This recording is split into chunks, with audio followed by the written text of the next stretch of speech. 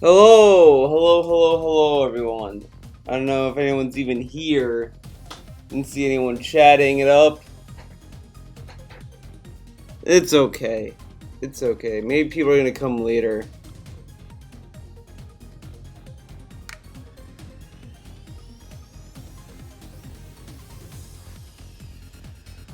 I quit out of Discord. I don't need Discord anymore. Well, right now at least.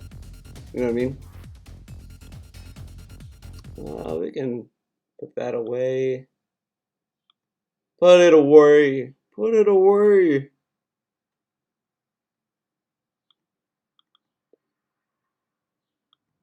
Let's see. We're not gonna watch Ava today.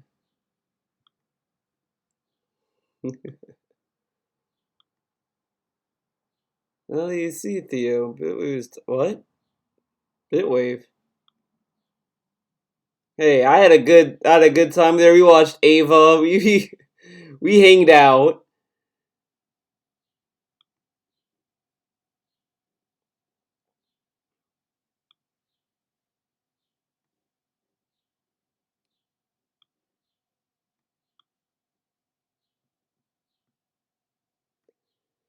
But I mean, if Bitwave doesn't work, I could always go to Picarto. It's just that with Picarto, I won't be able to archive the stream. So you know.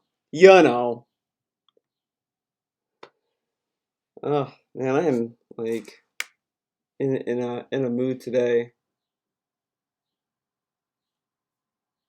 What is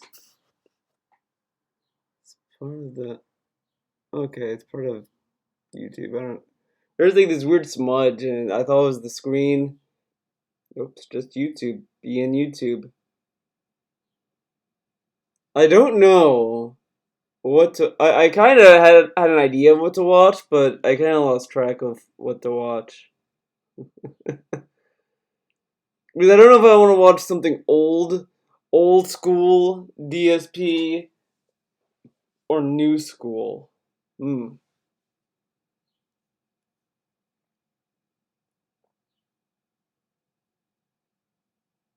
Let's see what this Xbox One reaction was. It's going pretty good.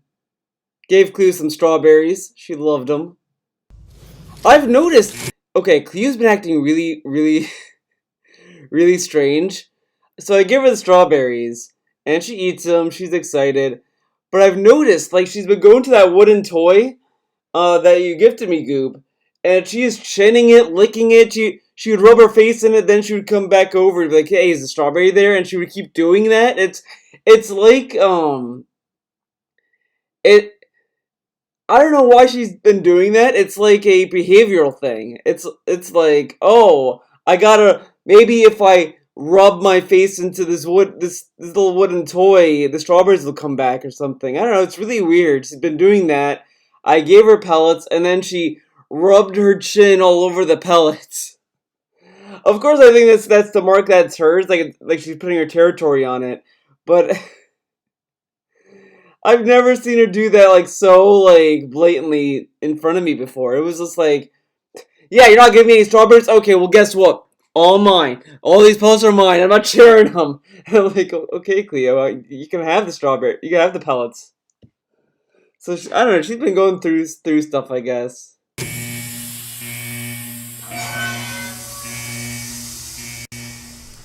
Well, alright everybody, welcome, whether you're watching this on Twitch TV or you're watching this on YouTube, welcome to my reactions video to the big Xbox announcement press conference that just ended just moments ago. I figure the best way to... Is that his video or is it my stream? That was like very suspicious, the way he was moving. Hold on, I want to go to the apology video. This will be the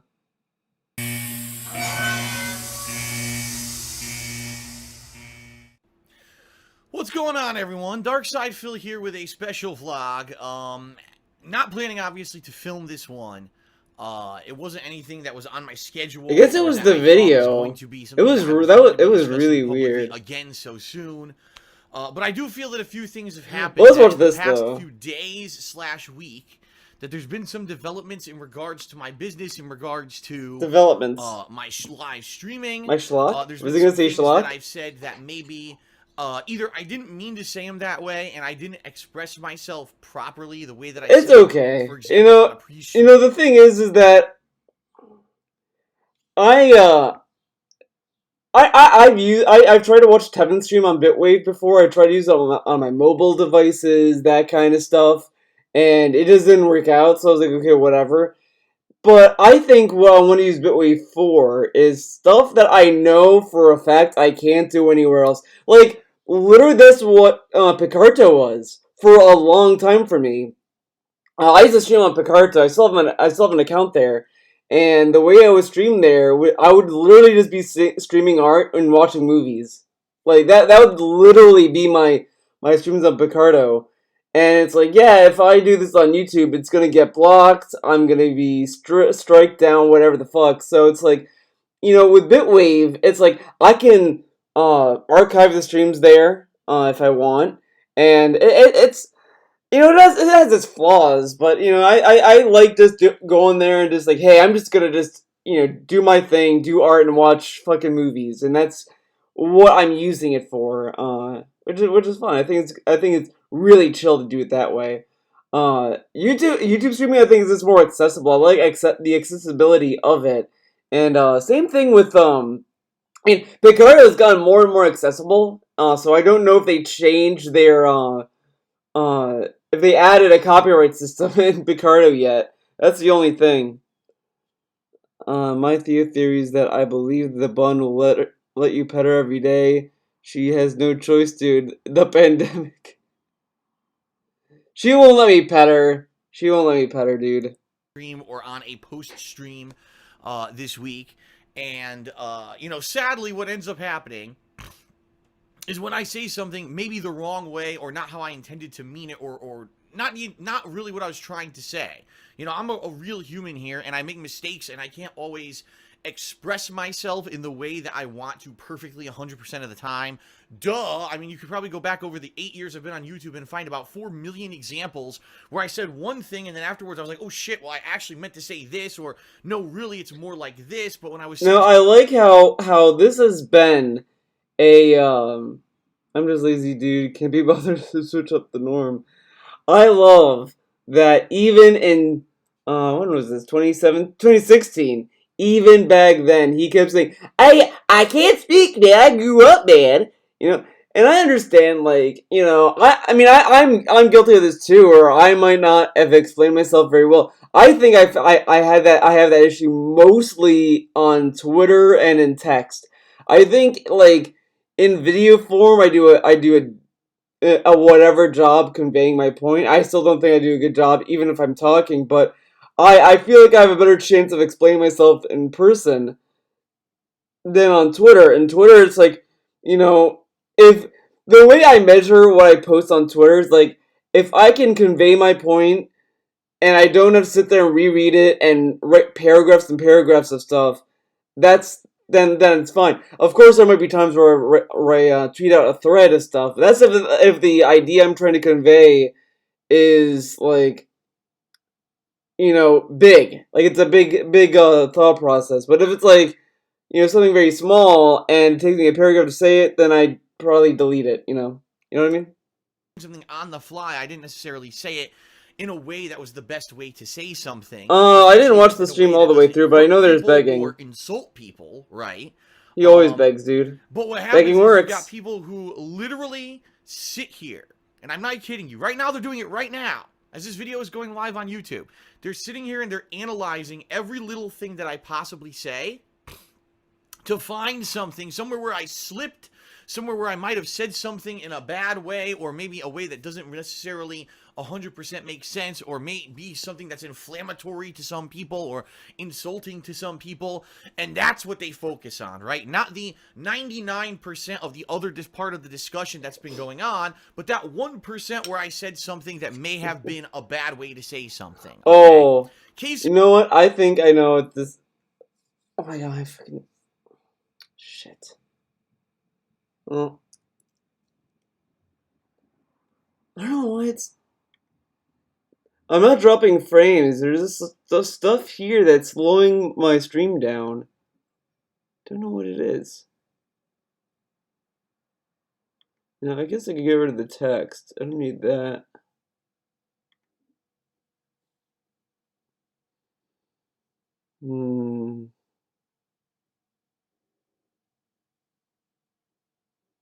I gotta find a way to make the lag stop.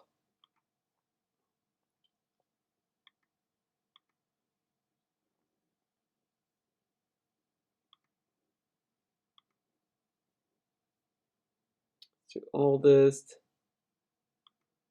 No, not add to queue. I want to play it. Stupid. Nah.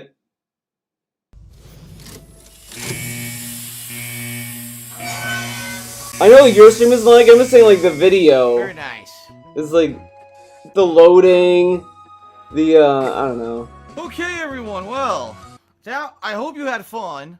Being that I knew people were enjoying the playthrough, I decided to go a little extra long today. As you saw, I went a whole extra hour on stream, which I hope you appreciate. I hope you appreciate. Quite honestly, let me take a look, because I have not looked at stream numbers all day. My God, the stream numbers were terrible. Wow, what happened?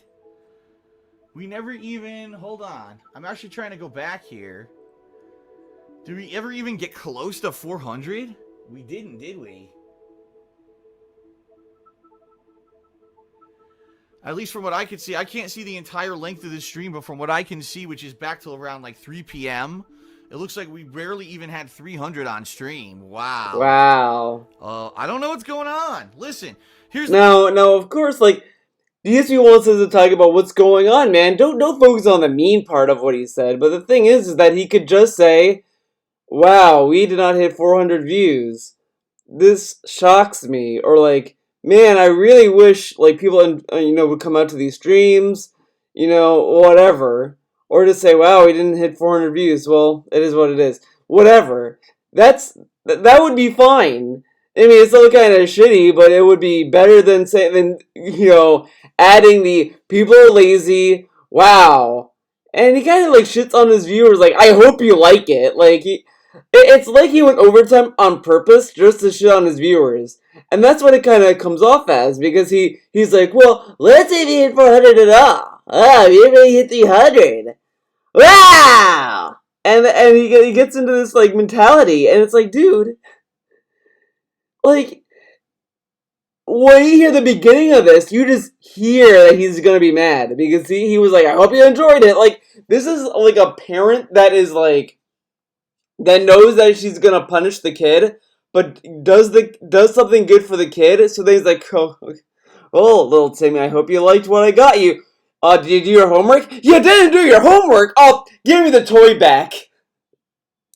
the bottom line, and I'm tired of it now. No more excuses, all right? No more excuses. Because the bottom line is people are like, Phil's not engaged in his commentary, and Phil's commentary is boring, and that's why people don't want to watch the playthroughs of the streams. Bullshit. I'm loving this game. I'm voice acting. I'm engaged. I'm commentating on everything that's going on actively. Bullshit. I call massive bullshit on any idiot who says that about either the Watch Dogs 2, which I've been playing recently and really liking, or Pokemon. It's bullshit. I call complete and utter bullshit on anyone who's saying that I'm not engaged and I sound like I'm bored. I'm not. So I've had enough excuses. It just seems to me like people are fucking lazy and don't want to come out to the streams. I don't even know what else to say, you know? Jim Bob says that at one point we had around 350. Well, I mean, this is kind of ridiculous that I can't even get 400 people for a live stream anymore of new games. You know what I mean? It would be like... New games. It's one thing if this were like an old game that I was playing, it was boring, and, it was an older game most people didn't care about. It's a brand new game. And I can't even get 400 people on stream. I mean, it's ridiculous. So, I don't know. Like, I'll be honest with everyone. I enjoyed the stream today. I had a lot of fun. I did. I had a lot of fun. A lot of fun, dude. Playing this today. But what is the point of doing all the setup for the live stream? Right now, we're at the end of the stream. I've got 230 people on stream. Why? Now this was fan service, by the way. Remember, streaming was fan service at this point in time. And he's yelling at his fans for not showing up. And this was also, keep in mind, after he made this little announcement saying, okay guys, if I do a stream and I don't hit 400 views, that stream will become a night stream or just won't be a stream anymore for that particular game. So he doesn't hit 400 and he is just guilty. And now this is the same shit. The same shit he does with the tips goal. You can't say, hey guys, if we don't hit the tips goal, the vest streak will end and that's it, and mean it. And then like if no one tips, then the vest streak ends, whatever. He instead of just letting it end organically so people can like feel like, oh wow, he means it. Okay, well, let's see how far we can take it, whatever. He constantly guilt trips his fucking fans to do what he wants them to do. I didn't get 400 views. I got 300 views. We didn't hit 400 views, guys. I don't know to tell you guys. I guess this stream will not be streamed anymore, guys. I can't believe it. It's like you have proposed these rules. Enforce the rules. This is like the police complaining. Well, let's ignore what's going on, okay? Let's just ignore what's going on in the real world for this example to work, okay? So it's like the police complaining, guys, there's people robbing banks, and we tell them not to do it, and we would have to arrest them. They shouldn't be robbing banks, guys. Can you stop robbing banks? I don't understand.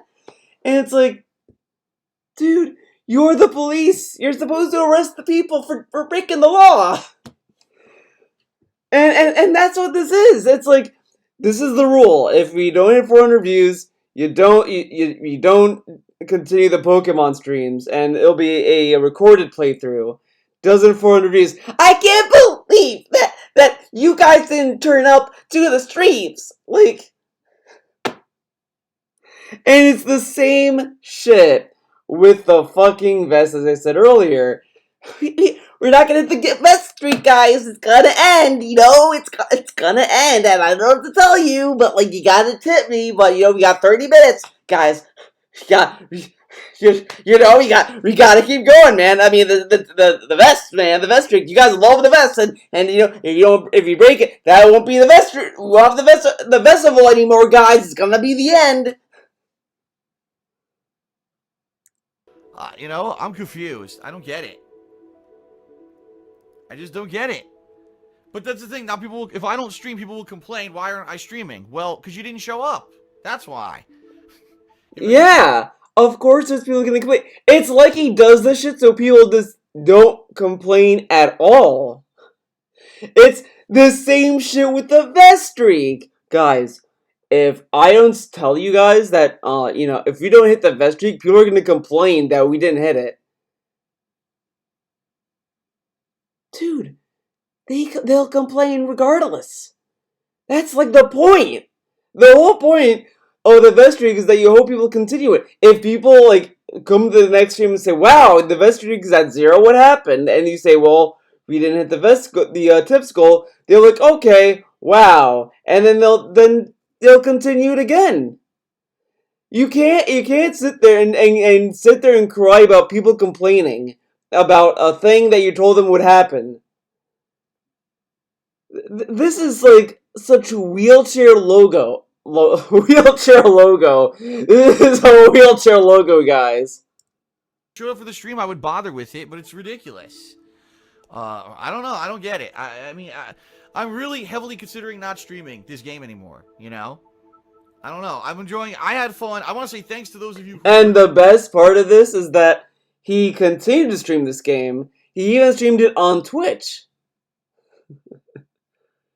The vest needs to end, TVH. He needs to shut the fuck up about it. Oh, but you know what? I have a feeling if the vest streak ends, I think we're gonna hear more about the vest.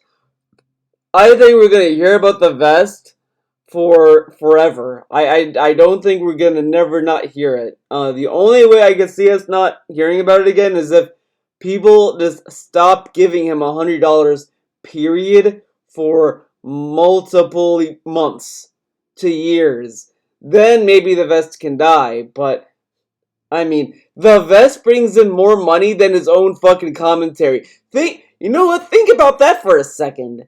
think how sad it is that you have streamed for like 12 years, whatever, and your commentary does, get some people to tip, get some people to support you, all that stuff. But what really gets people to tip and support you is the vest. Is an article of clothing. An article of clothing has brought more money to him than his wife, than his cat, and even his own commentary. Think about that. Here for the stream, obviously. But, I mean, even you can see, I mean, it's black and white. It's black and white at this point that my daily live streams, people aren't turning up for them, you know? So, I guess honestly, that might be it. This might be the final stream for the game. I don't know what else to say. And I do appreciate, again, those of you who did come out. And, there were a few things in stream chat that were pretty helpful today. So, thanks for that. But, I don't know. I just don't know. The vest is more likable. Yeah, the vest doesn't shit on the chat, dude. Being completely honest here, what's the point of live streaming if people just don't show up? Like I said, if I do it on premiere days, great. A new release day, you're going to get good attendance, right? What's the point of streaming, guys? Event, like a marathon or a multiplayer event or something like that. Or every once in a while if I'm just bored and I feel like streaming, but I just don't see the point. I am bored and I feel like streaming. Man. So, alright everyone, that is it for today's Pokemon stream. Right now I'm going to upload all the videos to DSP Gaming. Tonight I am going to play about 2 more hours of Watch Dogs 2 that will also be uploaded to DSP Gaming. And right now I am undecided on whether or not I'm going to stream this again. I am, because what's the point? So, anyway, we'll see. I'll think about it. Alright, I'll think about it. Alright, everyone, that is it. Have a good night. So, thank you for being here, and I will see you later. Tomorrow, Pokemon will continue either way. Even if I don't live stream, I'm still going to be recording offline, alright? And so the videos will go live on DSP Gaming afterward. Alright. Alright, thank you. Peace out, everybody. Peace out, dude. Thanks for being there. DSP really appreciate you being there. The reason I'm bringing this up is because this past whole month, there's been a ton of discussion around myself, around my YouTube channels, how to improve, how to make them more viable for the modern audience on YouTube. Because the bottom line is, for 8 years, I have primarily done raw video game playthroughs and raw video gaming Let's Play live streams on a daily basis. And it doesn't seem like that's cutting the mustard per se, alright? What I've noticed is a huge drop-off in views. I can't explain it. It kind of came out of nowhere because the first half of this year was great. The first half of 2016 was amazing. Views were up. I have my new channel, KO Gaming, that was doing really well and everything was going great. And then all of a sudden this summer, literally out of nowhere, it didn't seem like there was any cause or effect relationship. It dipped massively and hasn't come back to anywhere near the levels where it used to be. So when I'm seeing something like that, I obviously have to appeal to my viewing audience and say, what's going on? Can you give me feedback? Can you give me suggestions for improvement? What exactly is happening? And you know what? The bottom line is the majority of YouTubers wouldn't do that. The majority of YouTubers out there hide the business aspect of stuff. And you know what? I'm not saying that's wrong or that's right. I don't know. I can tell you that's not my style. As you guys and gals know this. I like how he kind of frames YouTubers not, keeping the viewers in the know about all that shit. It's kind of funny because other YouTubers probably doesn't want their viewers to come to their channel and stress out about stuff that doesn't benefit them. Like, they might say, like, oh, uploading to YouTube is demotivating me because I'm spending all this work editing the video, and then YouTube demonetizes the video, and all that hard work, I don't really get paid for it. Like that, I can, that's an understandable statement because it's like, you edit a video, you put time and effort into it, you do all this stuff, and you don't get any compensation for it. I can understand. I understand YouTubers that have that issue, who bring that up. I mean, okay, whatever. You could disagree with it, agree with it, whatever.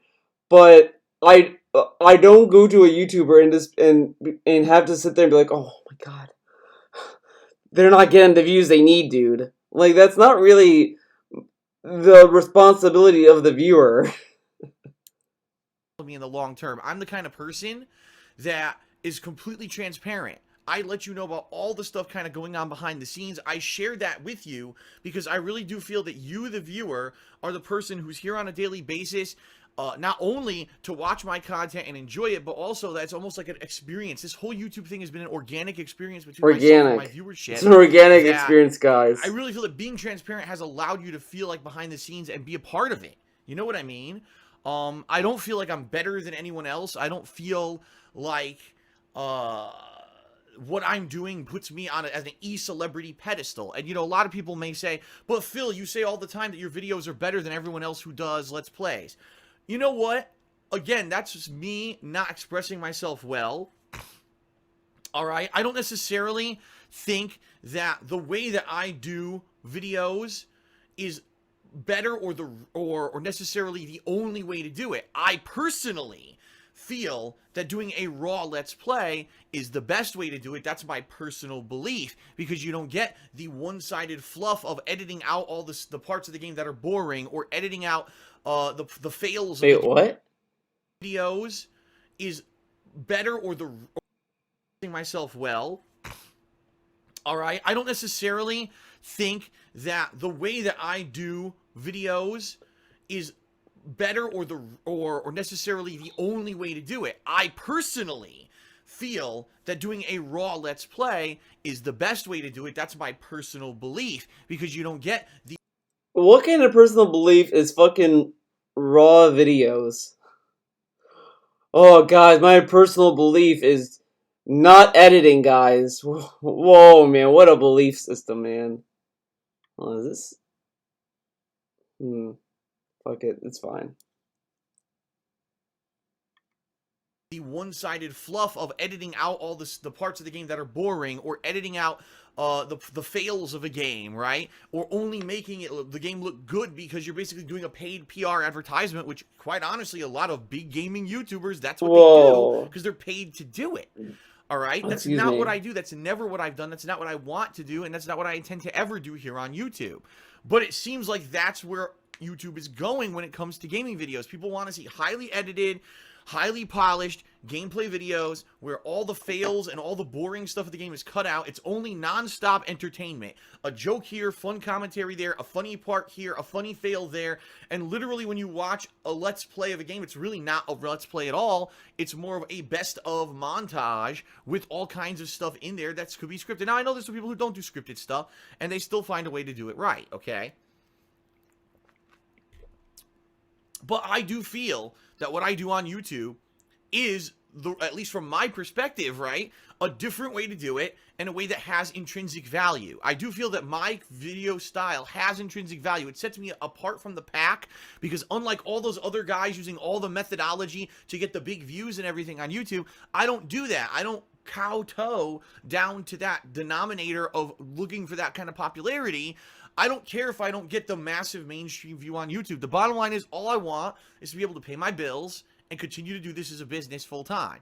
And the thing is, maybe that's not viable anymore. Maybe I do need to change, and I need to do a lot of things that I don't want to do in order to make this a viable business. And that sucks, right? That really does suck. But that's pretty much the reality that's kind of facing me right now, all right? So anyway, here's what's going on. This past month, facing this reality, all right, I've talked to a ridiculous amount of people. I've talked to my biggest fans. What's going on? Sucks. Business full time. Looking for that kind of popularity. I don't care if I don't get the massive mainstream view on YouTube. The bottom line is, all I want is to be able to pay my bills and continue to do this as a business full time. And the thing so then why did you care about 400 views? Maybe I do need to change, and I need to do a lot of things that I don't want to do in order to make this a viable business. And that sucks. Right? That really does. Remember, guys, it sucks he had to go back to Twitch. This was like a few weeks, I'd like to say, before he ran back to Twitch. And he said it would suck to do the things he doesn't want to do. So it sucks for him to go back to Twitch. Man, imagine that. Suck, but that's pretty much the reality that's kind of facing me right now, all right? So anyway, here's what's going on. This past month, facing this reality, all right, I've talked to a ridiculous amount of people. I've talked to my biggest fans, and quite honestly, I've talked to some of my strongest critics on YouTube. I've talked to... I love the bullshit here. This video was not made for his viewers at all. This is what I mean. Like, he doesn't. I think I've said this multiple times in the past, in old fucking videos somewhere, but I have always said that this fucking guy has always pretended to care. Like, he doesn't give a shit how he treats his fans. If his fans doesn't like what he does, get them out of here. Fuck off. Never come back. Whatever. If his fans are upset with how he talks to them, fuck them. Get them out of here. And all of this stuff, and he could care less about it. But if a rando on YouTube starts saying, "Whoa, DSB is an asshole," and all these other random people start focusing on this story, he will make a video targeted to these normies that would probably never watch his fucking streams again. You know, like, look at the shit with Bad Bunny, for example. You know, every time she does a video, every time she begs for like 5 subs or whatever, there's, thousands of people talk about Bad Bunny. All these people that talk about Bad Bunny probably would never even watch a stream of Bad Bunny to begin with. And imagine if Bad Bunny then makes a video for those people who probably are like, "Oh my god, can you believe a Twitch streamer said this?" Probably wouldn't give a shit what she says after that. She could make a video saying, "Oh, guys, you're right. That was fucked up of me to beg for five subs or whatever, and it's sad, it's dumb, I was in a bad space, never gonna do that again," and she never does it again. Let's say that she never does that again. All the people that talk about Bad Bunny's sub thing probably wouldn't care. They probably don't care. They're not gonna watch her streams. They're not gonna. They weren't before. They're not gonna start. And this video is addressing all of the people that um uh all of the people that haven't watched his streams. So I'm like spacing because I'm like, that part of my mind is thinking that I'm like shut down, but I'm not. I see the chat wasn't moving at all, and I was like, "Oh, did I get taken down?" So I'm sorry that I'm like slowing down a little bit. Like, oh, yeah. So with that in mind, he's trying to make it sound as if he's talking to all these people about his videos, when his fans and detractors are like, "No, this isn't the case." He didn't talk to his fans. He didn't talk to his detractors about what he was doing. He told us what he was going to do before this video. He told us that, if he's going to stream, he's going to only stream if there's 400 views. If it dips below that, that will become a recorded playthrough. So this is a load of shit. A load of shit that he's trying to pretend that he's doing all this stuff, running around on YouTube, talking to people everywhere. And that's not the case. This is a blatant lie. Yeah, you guys are just fucking lazy. I don't know what to tell you, man. You know what I mean? To other YouTubers. I've talked to... Other YouTubers? Who? Who are these other YouTubers that he talked to? He talked to I know who he talked to. He talked to PewDiePie. Like, all of this is a fucking lie. I talk to detractors. I talk to my fans. I talk to YouTubers. That's a load of shit. People on my forums, people in the comments of my videos, people on Bullshit. social media like Twitter. All right. Bullshit. And the bottom line is something's got to give, right? And there's been a lot of conversation about things that I can do. Now, there's long-term fixes and short-term fixes. Long-term, people have said, well, you got to edit down your videos and you got to do this and that. I can't do that right now. I'm so busy right now in this gaming season. There's no possible way I can completely change my style of video on the fly. It's not going to happen. If something like that is going to happen, it's going to have to happen long-term. Say, over the course of next year, I try to implement a phase kind of plan where, okay, I'm still doing the raw gameplay, but now I'm going to massively implement time so that I could do this edited style montage of the game for, say, KO Gaming and stuff like that. But we're not there yet, and it's nothing that I could do as an overnight fix. What I've been looking for are overnight fixes, and some people will call them band-aids. Shocker. DSP has made it a career to find short-term fixes. He has never done a long-term fix in his life. I mean, the only thing that is technically a short-term, a long-term fix that he's doing is this bankruptcy thing. But I mean, come on. It's DSP. You know what's gonna happen. Yeah, but let's face it, I got to do something in the short term to try to make stuff better, right? I can't just keep doing the same thing over and over. You know what they say? Insanity is doing the same exact thing over and over and expecting a different result. I can't just do the same exact thing every day and expect that things are magically going to get better overnight out of nowhere. Now, let's be honest here.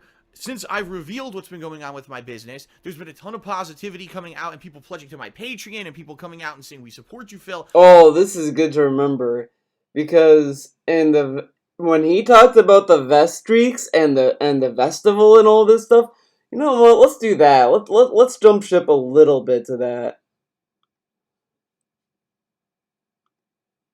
Boom, boom, boom, boom, boom, boom.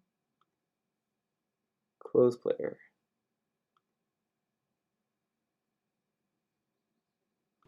Hello, everyone. But that being said, it's time for something new.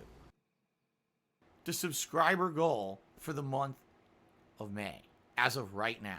Now, I'm sure the leaderboard hasn't updated yet, but we'll watch them back live together on a stream, and I'll comment on them. A lot of the times, it's the first time I've ever seen that content a second time since the day I created it, because I'm such a prolific content creator that I really don't have time to go back and look at my old stuff and reminisce about it. Okay? What's on, dude? We're on this retrospective stream, and we're watching a vlog from, like 10 years ago. And in this vlog, of course, I look very different back then. I'm wearing this vest. And people are like, Phil, what's that vest? Like, we've never seen that before. And I don't think you've worn it since. Is that something, that you still have or whatever? I was like, I honestly have no idea. That was when I lived in Connecticut. Who knows if when I moved, if I took this vest with me. I certainly don't think I've worn it a single time that I remember since I've lived in Washington State. Let me go look. So I went downstairs, looked in my closet. Lo and behold, the vest was in the closet. Okay, so I put the vest on, came to stream, and I wore it like for the rest of the stream, and the rest is history. People love the vest. I don't know why. I don't know if it's this vest in particular. I don't know if it's just the symbolism of something, putting a silly meme. I love how he's like, oh, symbolism? Now, he has added this fucking stupid fucking meme to the vest. It's a symbol that we never give up, man. We overcome challenges.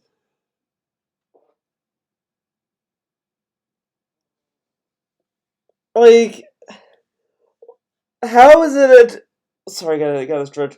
This is the annual stretch, dude. How does it symbolize a challenge for the viewers when the viewers just have to give you money? They throw money at. What kind of challenge is that? What a challenge! Oh my god, throw money at Phil.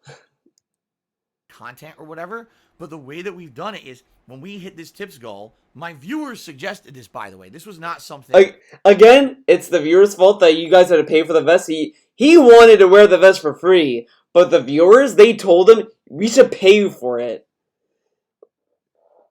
This fucking guy is so fucking greedy. He doesn't steal credit when it comes to him getting money for things, but he'll steal the credit when it's something that benefits the chat.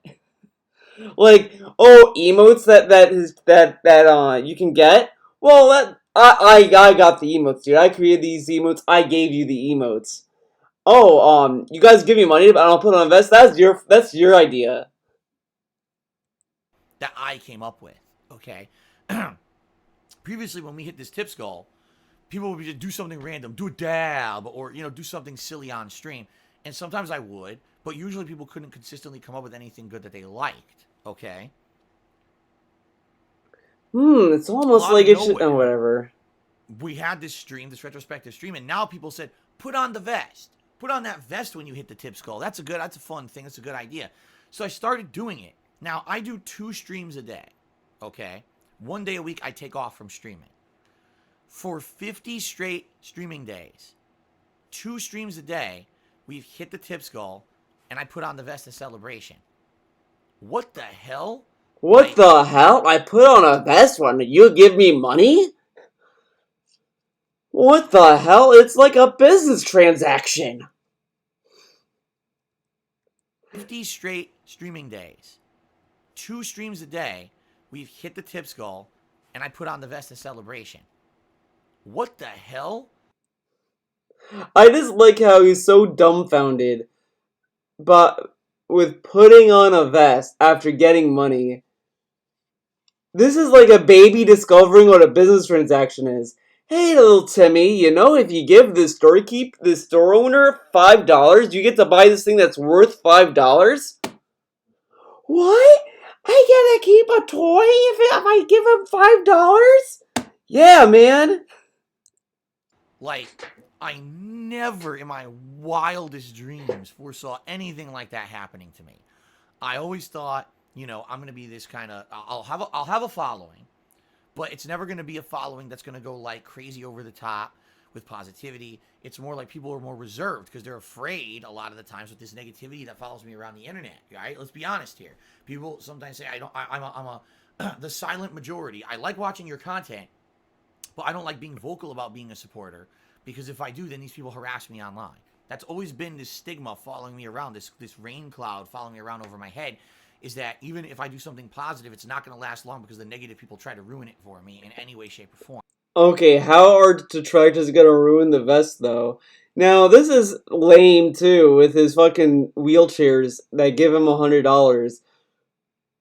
Every time that he gets big money, or if it's whatever, you either get the, here you go, put on the vest, or some vest pun, whatever.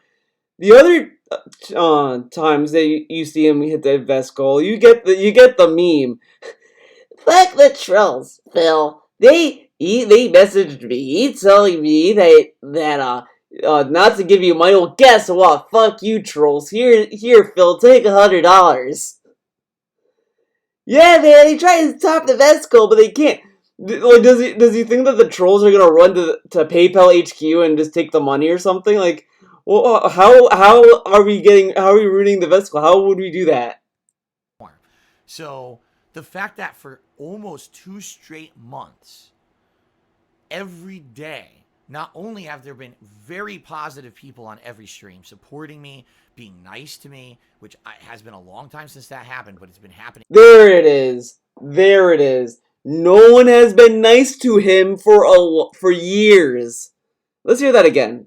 Every day, not only have there been very positive people on every stream supporting me, being nice to me, which has been a long time since that happened, but it's been happening consistently for the last 2 months, but then supporting me and hitting that tips goal every day, it's been insane. The other thing I should bring up, too, which is very, very true, just because we're hitting this tips goal every day, it doesn't mean that support has dried up. Like, well, I guess that means no one subs or cheers anymore. No, that's not true. Like, subs and cheers are still consistently good. I haven't seen a dip. It's not like, oh, well. That is a blatant lie. He literally has mentioned a dip. He has said in a stream a few weeks, maybe days even, before the festival, where he literally said to his chat, well, guys, I think the reason why he hasn't hit the subs goal in so while, he said, well, I guess people don't care about the sub goal anymore, and they're giving me money for the vest. Maybe they're more interested in hitting the vest goal than they are in the sub goal. He has literally said that on stream before, and he's telling us that that's not true when he was the one that brought it up. But I just love that he has said that no one has been nice to him and no one has supported him in years. Now this is over. People giving him, like, at this point in the festival, $10,000. Even a little bit more than that if you count the $200 tips he got a few times, etc. Whatever. He got like at least $10,000. People have literally ran to his Patreon, gave him all this money to pay that monthly. People were paying him $1,200 a month. A month. And fuck them. Fuck those people. You know, they weren't giving him positivity like these people, giving $100 every day, every stream. Yeah, dude. Like, part of me hates what I hate the most about the vest stuff. Well, there's multiple things I hate about it, but one of the things that this low key has DSP shitting on people who have supported him for years before this. Like, think about that. You have supported someone for years and years and years. You ran to his Patreon when he got swatted, when he got copyright strikes. You were there for him. And he says, no one has been positive to me in so long. No one has supported me in this level of support in years. Well, fuck you, buddy. You don't count back then. These tippers, they matter. These people who probably never watched a DSP stream before 2020, unironically, fuck them. So people just took their support from one method and pushed it into another. Everything's been good. You know, I have zero complaints. I've been telling you guys, here we are trying to hit a subs goal this month. What kind of a person would I be to say, oh, we didn't hit the subs goal this month? I mean, you guys have been so amazingly positive and supportive, and it's helping me. You know, I'm at a critical point in my life right now, okay, where things are changing for the better, all right? It's been a tough fight. These last 3 years, financially, things have been falling apart for me. And finally, I got kind of a win.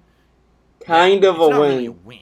Bankruptcy's a win, what happened dude. is, you know, I was granted the bankruptcy that I've been trying to get for a while now. And it sucks because that means I have no credit for 7 to 10 years. And it certainly means that if anything goes wrong, I have nothing really to fall back on, you know, financially. But it means that for the first time ever, now I can focus on rebuilding my credit, getting back to where I need to be. And this is a positive for me because now, you know, with all the support I've had, I'm like, oh my God, I was actually looking at stuff the other day. I'm like, I can afford the stuff I need to pay this month for like the first time ever. I'm looking out, I can pay this, I can pay. He can afford to pay stuff now. Guess what, buddy? Wrong. Now, when it comes to oh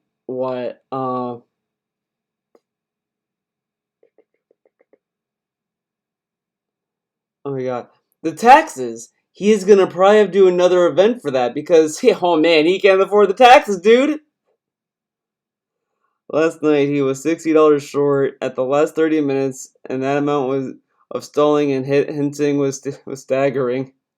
Yeah, the thing is that now, you know what? You notice how he stopped doing the plug segment, and he acted as if this is a major thing that he decided to do. He doesn't want to do it anymore, etc., etc. You want to know why? You want to know why he stopped? He stopped that little plug segment.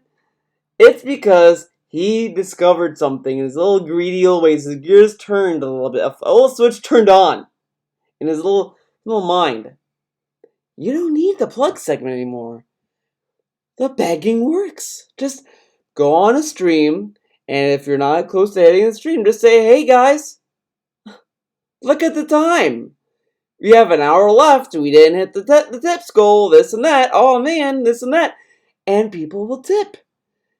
You don't need the plug segment. He does it in gameplay.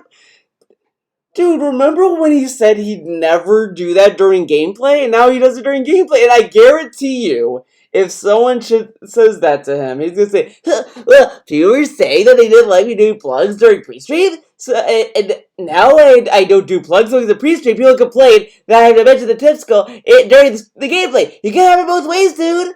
Even though he did it both ways regardless. So I guarantee he's gonna run it back and say, "Oh well, you know, this is a balance. You know, I don't do the plug segment, but and in response, I had to do it this way, even though he did it both ways in the past. It doesn't work. He has to keep asking for money, guys. He has to. That's all he has going for him. Of course, I am 1337. Like that's the thing. Like he claims that it's like multiple people, but everyone who has a brain cell can figure out it's mostly like 1 to 3 people all cycling through because, you know, DSP knows how to wrangle whales. And the thing I said there is like, you know, you can't sit here and say that he hit these vet streaks organically when all of them were hit by him kind of pulling teeth to get his wheels to support him. Like, it is very hostile with how he treats getting money. It's very aggressive. Like it's a lot of mental manipulation that his viewers fall for all the time. Pay this, like taxes I could pay, everything I could pay, and I'm like, holy shit, this is amazing, you know. So thank you guys, like seriously, like these last 2 months have been amazing, and now it looks like there's like almost like a light at the end of the tunnel that if I can stay the course and keep putting out positive streams and doing this stuff, that things might work out for me in the long run. Certainly not the short term. I got other hurdles I need to jump over. You know, July I'm going to be talking about taxes and stuff with the government and stuff to figure out what's going to happen here. But in general, things right now are going really good, okay? And by the way, I just want to say this up front before we talk about anything else. I don't expect that this vest streak is going to continue. I said to people, I never thought we would hit 50. I never thought we'd hit 75. I never in my wildest dreams I think it would go to 100. Now we're at 101, which we're going to talk about in just a moment because there's something special we're doing today as a result Okay, of we're done with this. I don't want to watch this. exceeding 100, okay? But I never expected it. Vladomis, Ari, a mere 15 minutes into the stream of content here, we already exceeded the tips goal on the stream. So what that means, ladies and gentlemen, What does that is that mean? we're going to do something very special, all right? This vest, all right, became a meme. This vest has an emote attached to it in my stream chat. An emote. Right? This vest is very special. Special, dude. All right? Special. It symbolizes from Symbolize? It symbolizes. Boy, what I'm making up words. It symbolizes to me almost a turnaround, like a turnaround of opinion towards me. That people actually like me and support my content, especially the fact that there's so many people that claim that I'm the worst person on the internet, right? But it seems to me like that's there. It is. There it is. All these people that support him in the past, fuck them. They don't count. Now these random people that never showed up before, they matter. That is so shitty. That is so shitty that he fucking wipes away all the people that support him in the past. Just brushes them off like they're nothing. Ugh. And so this vest is a symbol of that positivity. It's a symbol that together we can have fun as long as we stay positive and we can overcome anything together. I firmly believe at this point in my life, all right, that no matter what comes my way, that we can work together to overcome it, all right? But that being said, it's time for something new. So ladies and gentlemen, let me go get... Okay, fuck this. We're done with this. And that is great. And that is obviously... Since I've revealed what's been going on with my business, there's been a ton of positivity coming out and people... Ton of positivity. Well, guess what? That positivity was a piece of shit. Terrible positivity. It's not as good as now. 2020 positivity? All this positivity, negative. Nothing but negativity. It blows my mind that some of his fans think he's genuine. When he tells you in any year that he's in currently, here it'd be 2016, that all this was positive. You know, I've never felt this positivity in years, man. And then, like, 3 years later, my streams were so negative back then, but now it's really positive. Like, how can you say this guy is fucking genuine? This guy is so two-faced with his own fucking viewers, and it's so lame. Patreon and people coming out and saying we support you, Phil, and that is great. And that like, I mean, I guess like I've been kind of like, I don't want to be that guy again. No, I'm not gonna be that guy. You know what I mean? Obviously, a way to help short-term help things, and honestly, long-term too. Because the bottom line is, if those people who pledge to my Patreon keep pledging, it's going to help me in the long term. All right, but that's also not going to be the end-all, be-all savior of everything, and I realize that. And you know what it is that I read all this feedback over the past month, and I don't directly make a video like this explaining. And then I think people think that all of that feedback is falling on deaf ears, when in reality it's not. It's just that I can't actively respond to every piece of feedback that I get. And I'll be honest, a lot of people cannot help giving feedback without insulting, too. It's like, well, here's a bunch of positive feedback. Oh, by the way, Phil's a lazy fuck. Well, that's not going to help. You know what I mean? Like, you can give as much positivity and constructive feedback as you want, and as soon as you could put in that insult, you've completely destroyed any kind of a case that you had for trying to help out, and people need to understand that too, all right? But anyway, I'm getting off topic now. The bottom line is, quick fixes for my business have seemed to be either, number one, Proper leaving bankruptcy? YouTube streaming altogether and going back to Twitch. Because now people are saying pretty much no one streams on YouTube anymore. It's that simple. Almost no one streams on YouTube at all.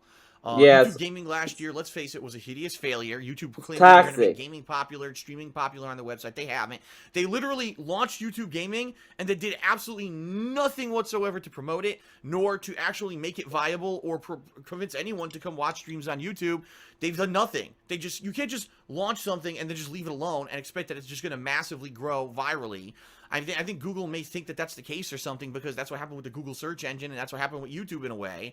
But that's not how life works, right? In business, you actually have to have some kind of a competitive edge, and YouTube gaming streaming has no competitive edge. So, when you're faced with, gee, do I continue to live stream daily on YouTube, or do I go to Twitch, where that's where all the popular stuff is? When a new game comes out, people are searching for that game, and you can come up in search results easily, and you're going to get organic viewers that are going to come into your live streams just because you're on the most popular streaming platform there is. Obviously, that looks more appealing than streaming on YouTube. Now, I've already given a bunch of reasons why, at least right now, I can't immediately jump ship back to Twitch and say, here we go. In fact, I'll be honest, not only is it a technical aspect, meaning the ability to stream at a quality that I feel is acceptable, but also record at a quality that I feel is acceptable, which is the reason why I left Twitch to begin with 2 years ago. I've actually heard many things about you can fix that now. Like, there's a new version of my streaming program, OBS, that will stream at one quality to Twitch, but record at the higher quality for YouTube. So basically, it fixes the whole issue that I had 2 years ago, okay? So he mentioned this new version of OBS, right? A few days before he ran to Twitch, or just the day he ran to Twitch, whatever, whichever way we want to look at it, his OBS magically broke, and spooky wooky, dude, the OBS model he had was gone.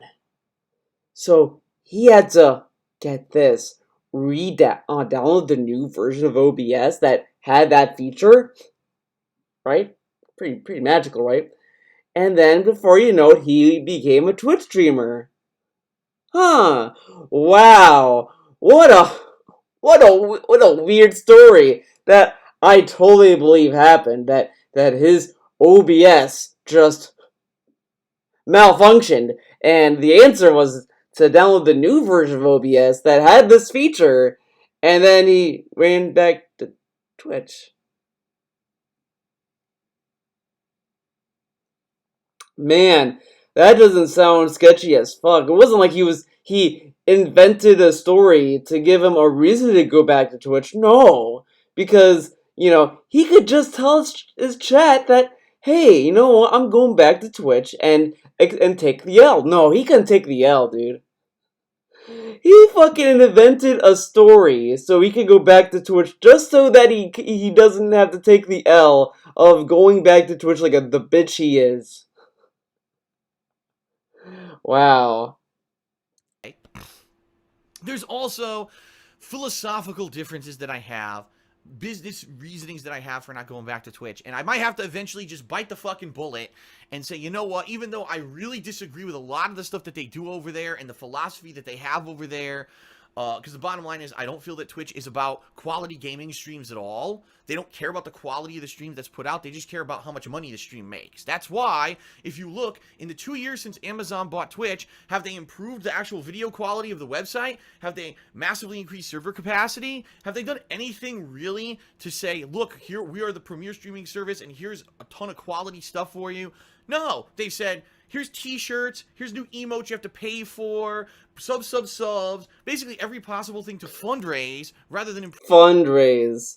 Oh yeah, Twitch has all these subs and emotes and shirts. DSP would never sell t-shirts, dude. He would never sell t-shirts, and Wouldn't charge his fans for emotes. No, Disney would never do that. Look at him. He'd never do that.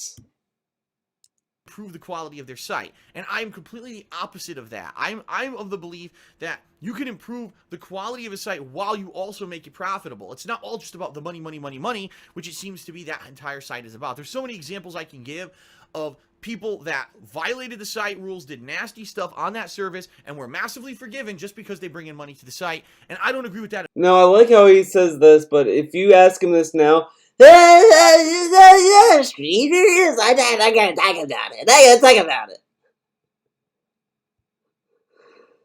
Oh man, he was super. I can expose the whole site, dude. I know names, and now it's like I love streamers. I'm not gonna talk about it. You know what I mean?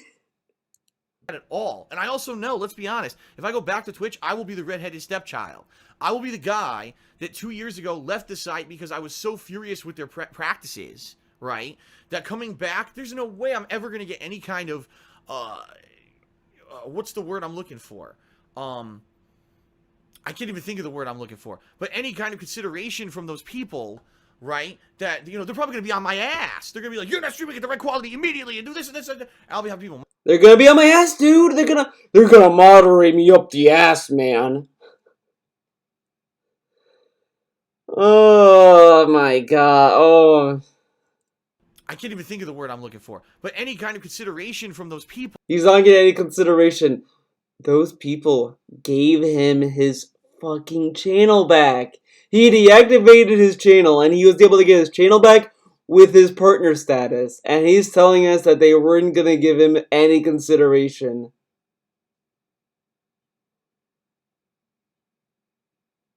Man. Right? That, you know, they're probably going to be on my ass. They're going to be like, you're not streaming at the right quality immediately and do this and this and that. I'll be having people monitoring me. I know it. I just know it because that's how they kind of operate their business, is they have preferential treatment, excuse me, to those who are the big guys, the big dogs, and everyone else is kind of just shuffled under the rug. So there's a lot of... And now, if you bring that up, they are preferential. They're actually really positive. These are positive changes, man. Oh my god. I don't want to go back to Twitch, alright? I might eventually do it, especially if it is true that I can stream to their standards, okay? But I can still record the quality that I want for YouTube. Maybe I'll go back. We'll see. But there's been a lot of other discussion about me reducing the amount that I live stream. And this is really the meat of the video, what I want to get to. Reducing the amount that I live stream, because the bottom line is every day right now I've been live streaming at least 3 to 4 hours, okay? And what it does is a few things. Number one, it oversaturates. When I'm live streaming every single day, it's not special. It's something that becomes commonplace, right? And because it's commonplace, people tend to say, well, it's going to be there every day. I don't have to actually show up for it because it's commonplace. Phil will be streaming every day and it's not a big deal, right? And that's the problem, is when it becomes not a big deal, then people don't show up anymore. And here I am every day setting up a stream, maintaining a stream, making sure the quality is good, asking people how the volume levels are, doing all this, doing all that. When there's a blip in the stream, I gotta try to figure out what caused that blip and try to adjust it, right? And I have to be here on a set schedule to stream every single day rather than having the flexibility of recording whenever I have a free time and all that kind of noise. I'm doing pretty good. And for what? When I'm a good host, honestly, Daruku. look at live streaming, at least my live streaming, besides when I do a brand new release and I cover it for 1 to 2 days, or if I'm doing a special event like a marathon or maybe a multiplayer session of a new popular game, then people come out to watch. But in general, when I'm doing, let's say, a longer drawn-out playthrough, and I'll give a perfect example, a game like Dishonored 2, where the game was 15 and a half hours long, after the first 2 sessions that I did, almost no one showed up to the streams anymore, because let's face it, 2 reasons. Number one, because a lot of people aren't caught up on the playthrough. Not everyone can watch 8+ hours of gameplay within 2 days and be able to be caught up and be there for the live stream of that game. And number two, because a lot of people are either playing the game themselves, right? And so they don't want to be spoiled on what's going on in the game by watching me play it so rapidly throughout that launch weekend, right? Or various other reasons. There's other life reasons why you can't be there for a live stream every day. Maybe it's appealing to you to be there for the premiere stream, but it's not appealing to you to be there for every moment of every piece of gameplay of that game over the course of the weekend. Can't be there for the weekend, dude. And what I'm noticing is basically the same exact things for games like Watch Dogs 2 and Pokemon Moon, which I'm now playing. The premieres were great, and after that, the viewership drops off dramatically because people are just, they can't catch up, or for whatever reason, they're not going to watch this incredibly long ongoing playthrough as a live stream. Now, that's different. A few years ago, I think maybe people had that mentality, and now things are more on YouTube becoming more like, well, it's a commonality that people are doing these playthroughs, and so I don't need to be there every single day, right, for the live stream or whatever. So I understand that, but I had this discussion this week. There's a vlog on this channel from earlier this week where I said, I'm just going to cut back then on the live streams because the bottom line is I don't need a live stream every day. And if I cut back on live streams, the people who watch those live streams are, you know, hopefully would watch those videos on demand on YouTube. That's going to give me more views there, which is going to obviously help with my business because right now, the viewership I'm getting on streams doesn't count as much as a view on a video. And I know that sounds weird, but it's true. Think about it. If you tune into a live stream for 3.5 hours, that's one view. If you watch 9 to 10 videos, that's 10 views. And I know that sounds stupid because I agree. Why is it that if someone watches something for 3.5 hours and watches advertisements during it, it doesn't count as much as watching 10 separate videos? I don't know. That's YouTube's mentality. That's not mine. I think that YouTube still, I hate to say it, in a lot of ways, is still in its infancy. And it hasn't perfected these kind of metrics or analytics or whatever you want to call them. It should count the same, but it doesn't, right? And a lot of people have been saying you're live streaming every day and you're losing out on thousands of views a day because you're live streaming stuff that you don't really need to live stream. You're doing an ongoing, elongated playthrough of a game that has a lot of content. Why are you live streaming it every day? Why are you setting it up there and having to basically lose out on gaming time because I have all the setup and the pre-stream and everything that I do every single day, right? And I have to adhere to this schedule where I have to be here at certain dates and times and stuff. And people are basically saying, stop all of that. You're doing it too much and you've oversaturated everything. And what you need to do is go back to the way you used to do it, where you just play games on your own, have fun with them, upload the videos, and yeah, for special occasions then, like the launch of a game or whatever, you should live stream. And I understand that and I agree with that. Now, I also know that there's going to be a group of people, the people who are kind of my core audience, who are there every single day, no matter what I live stream, who are going to be disappointed in that because they feel now betrayed. What the hell? I've been here for every live stream Phil's ever done, and now he's going to just cut back on live streams. How is that fair to us? And listen, I understand that. It's kind of like a double-edged sword. No matter what I do to change my business, hurts someone, right? Someone gets hurt. It's someone who's going to be kind of not screwed, but disappointed with whatever changes, and I get that, and that sucks. I know that for a fact. The difference here is that I'm trying to be 100% transparent with you, and I think this is where all the drama happens with me and YouTube, is that I am transparent. I come out and he's transparent, guys. Try to tell you everything going on behind the scenes, and I try to explain to you what's going on and why I'm making critical business decisions. Any other YouTuber probably would just say, well, I'm cutting back on live streaming. Sorry, everyone. And that's it. And there's no further discussion, and there's no explanation. And they don't make multiple vlogs about it, and there's nothing about it, right? And you either accept it or you don't. But for me, I really care about the viewers, and I want you to understand why I'm doing something, right? If the live streams every day were super popular, and there were a ton of people coming out for them, and they were profitable for me, then I would do it every day. But the bottom line is, it's not. You know what I mean? I'm not getting no, I always love that DSP just it refuses to do stuff for free. Now, of course, like when you're running a business, you're gonna have to like decide, like, okay, this stuff is not pulling in the money. This is gonna just be at a lower capacity, and you always gotta make those decisions. And no one's gonna love those decisions, but usually they try to make it up. You know, like, okay, sure, this is off, but we're gonna make up for that by doing other stuff that's gonna like take its place. But not DSP, dude. Nope. Any kind of a significant viewership on these ongoing live streams that's making it viable for me to keep doing it, especially if people are really feeling that it's hurting my overall viewership on my playthroughs because I'm streaming every day. It's just reality, okay? That's reality. Now, what's happened is these past couple of days, I've been streaming, in particular, Pokemon Moon, okay? And I personally feel, and the people who've been here for the live streams at least, have relayed to me that Pokemon Moon has been one of my best playthroughs in a long time. I'm completely engaged in the game. I'm doing little jokes and things, better commentary than I've done in a long time. And that has been a major criticism of my game playthroughs as of late, is that it seems like when I'm playing these longer form games, such as Dishonored 2, I'll bring another one, another good example. That game was great and I loved it, but there wasn't a ton of stuff to do crazy commentary on. You know what I mean? Crazy Unless I wanted to talk commentary. about completely off-topic stuff, which I don't like to do when I play games, there wasn't a lot of stuff to talk about during that game. It wasn't like, wow, here's a crazy observational thing that I could talk about. It's not like it's Heavy Rain or Until Dawn where there's hilarious stuff or silly stuff happening and you can make funny commentary and stuff about it. It wasn't like that at all. It was a lot of kind of the same kind of gameplay. It was fun gameplay, but it wasn't something that lent itself well to entertaining or engaging commentary.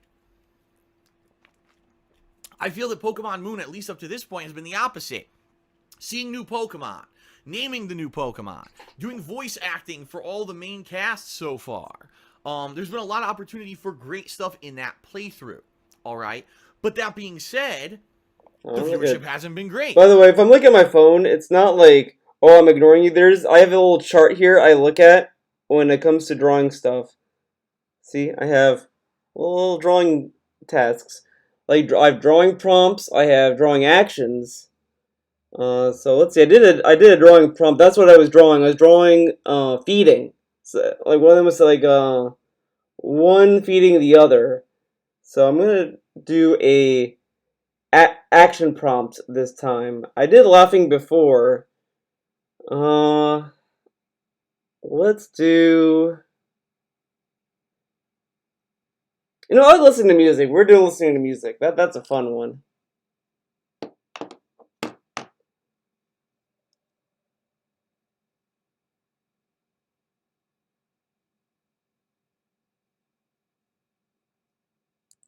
The first day, as expected, the premiere was great. And since then, it's dipped. And yesterday, alright, on stream, at the beginning of the stream and end of the stream, I had this discussion with my viewer base because I wanted them to be prepared for the fact that I probably wasn't going to be live streaming much at all this week coming up. This particular week coming up is a holiday week. I'm going to be trimming my Christmas tree, Thanksgiving, Black Friday, where Leanna is working and I have to drive her to and from work. So there's a lot of times where I can't have a consistent... He has to drive Leanna to work. And I know she got her driver's license like really late, but I think she had a driver's license at this point. And he's like, I have to drive her to work, dude. Schedule this week anyway, so I can't live stream a lot. And I basically made a promise to my viewer base on stream the past couple of days that if viewership was pretty decent for Pokemon Moon, that I would bust my ass basically to still try to live stream as long as I could this week until basically it wasn't viable anymore, which is probably about middle of this week. I can't live stream anyway, alright? And the bottom line is, the day one, the viewership was great. Day two yesterday, the viewership wasn't great. We started out with a certain amount, and it just went all the way down, trailing down during the course of the stream. Now, for me, I can't figure it out, all right? I can't. Logically, I can't figure it out why that would happen, because I'm enjoying the game.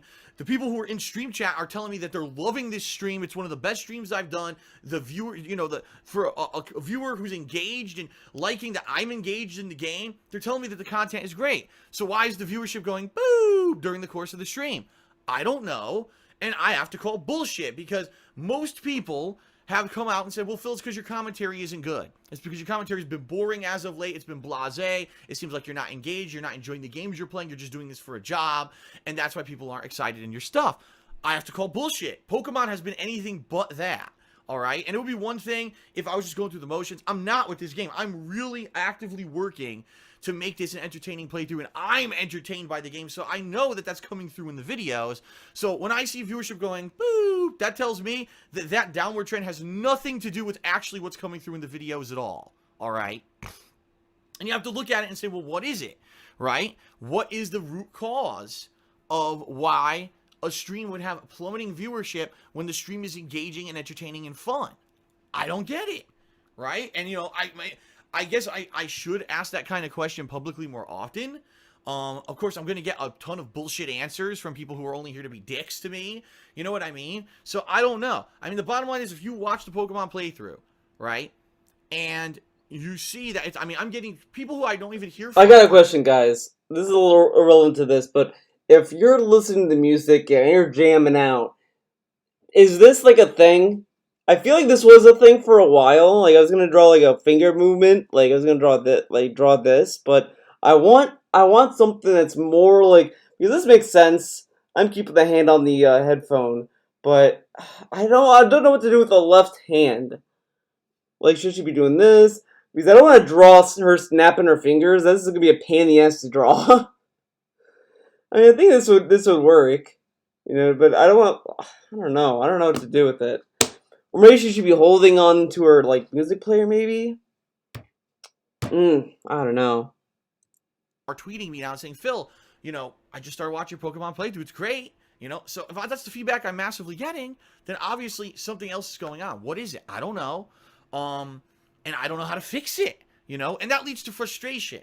So what ended up happening yesterday, okay, You hover the other hand? at the end of my stream, I looked at viewership and I said, well, sorry everyone, but it looks like viewership. Oh, that's a good idea. Good today. idea. I don't know why, but as we've already had this conversation, all right, I'm not going to continue to live stream this game because it looks like people aren't coming out for it anymore. That's a good idea. I'll try that. Then, with my frustration in my head, I said something completely wrong, something I shouldn't have said, something that, of course, every motherfucker on the internet who steals my videos, who illegally records my streams, and who takes every fucking comment I ever say out of context to find that one moment when I say something wrong. Here's what I said. I'll publicly admit it because it's out there, duh.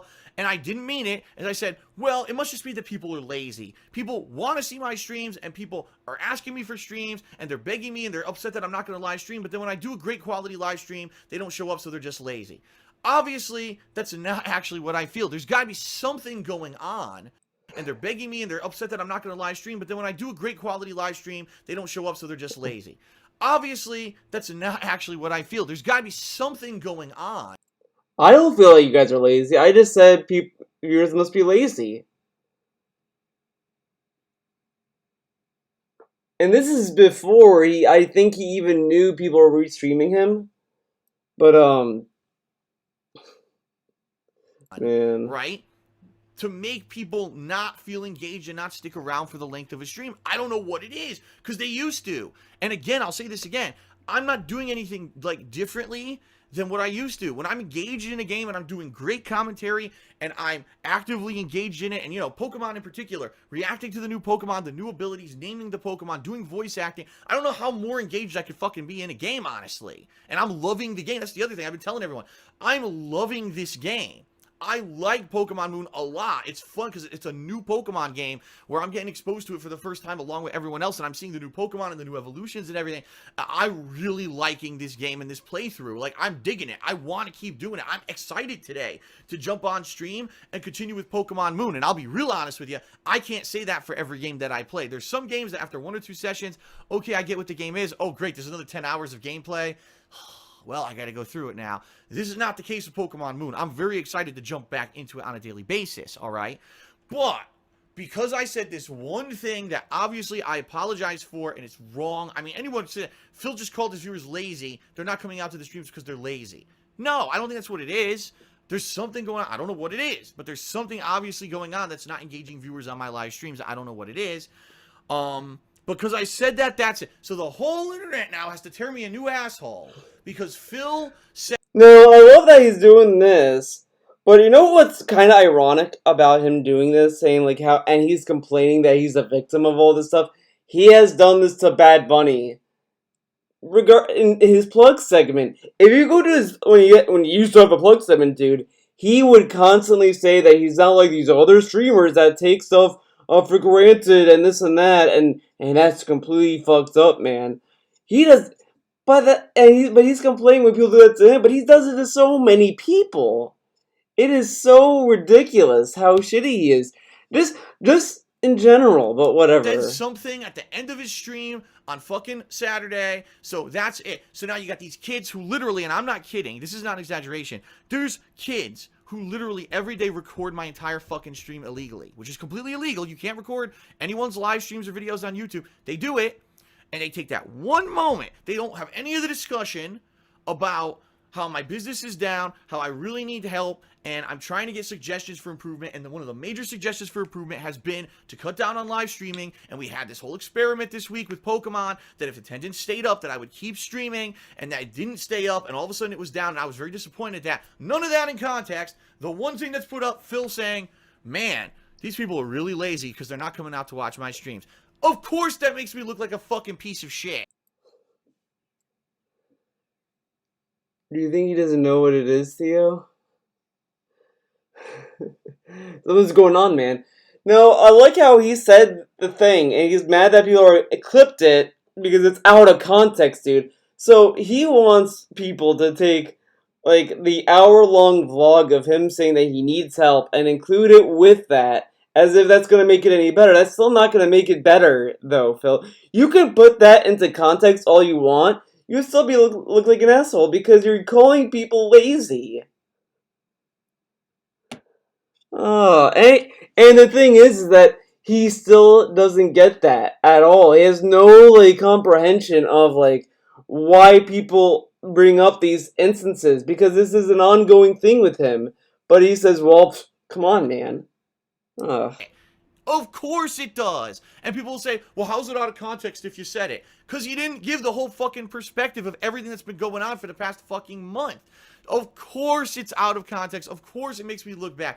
Duh. But the problem is people don't fucking do the research. They don't take the 5 seconds to figure out what the situation was. Instead, they just watch the one thing and say, well, Phil's a piece of shit. Wow. Phil is a major piece of shit. To say something like that makes Phil a piece of shit. And you know what? If I knew nothing about myself, and I knew nothing about my 8 years on YouTube, and I knew nothing about the frustration and what I'm going through right now with my business, and I knew nothing about any perspective whatsoever, and all I saw was a video that says, DSP Gaming says his viewers are lazy, and I clicked on it, and the one thing you hear is, wow, my viewers are lazy because they didn't come to my live stream, I would hate me too. But that's not reality. Like, he doesn't understand. Like, even with that context, it's still fucked up to say. Like, did you call your viewer lazy?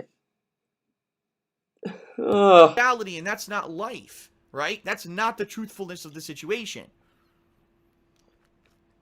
And quite honestly, that's why people hate me on YouTube. That is definitively number one, the reason that people hate me on YouTube. It's not that I said that. It's that some fucking idiot spins it to say that's the only thing Phil ever said. Here's the negative thing Phil said. It would be like if President Obama of the United States at one time was really frustrated about one thing and he made an underhanded or a comment that really wasn't characteristic of 95% of the stuff that maybe Obama would ever say, and he said this one thing, but that's the only thing that was on the fucking internet today. That does happen, though. You know how many, like, so many presidents have to deal with that?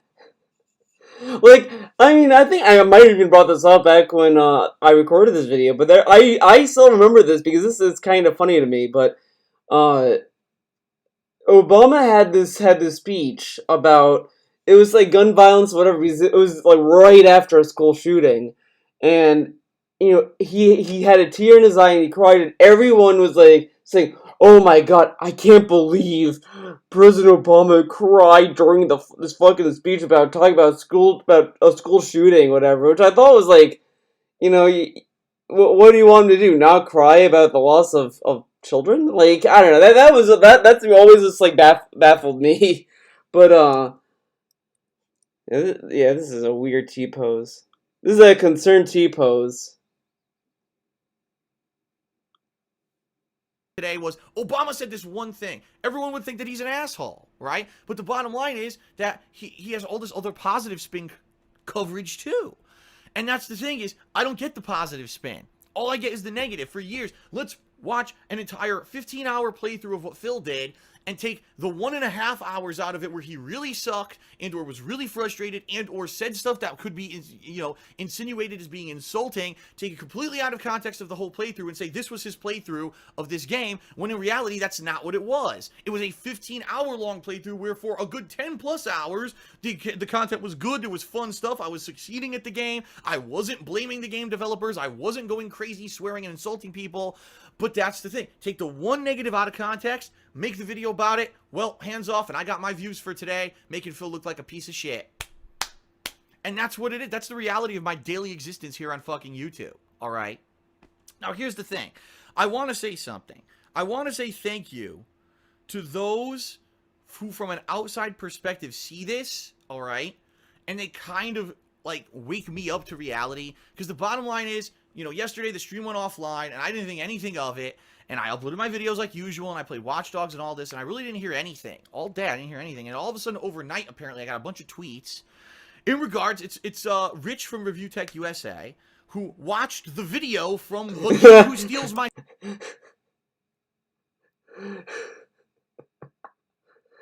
Rich. Now, the other thing that's also important to remember with this is that that clip that because he's talking about Eddie B, 43B, 343, whatever, Eddie B, who clipped it, that was part of a stream that wasn't gonna be uploaded to YouTube anyway. So, sure, you could say that he stole the clip, but at the same time, this clip wasn't going to be on YouTube anyway.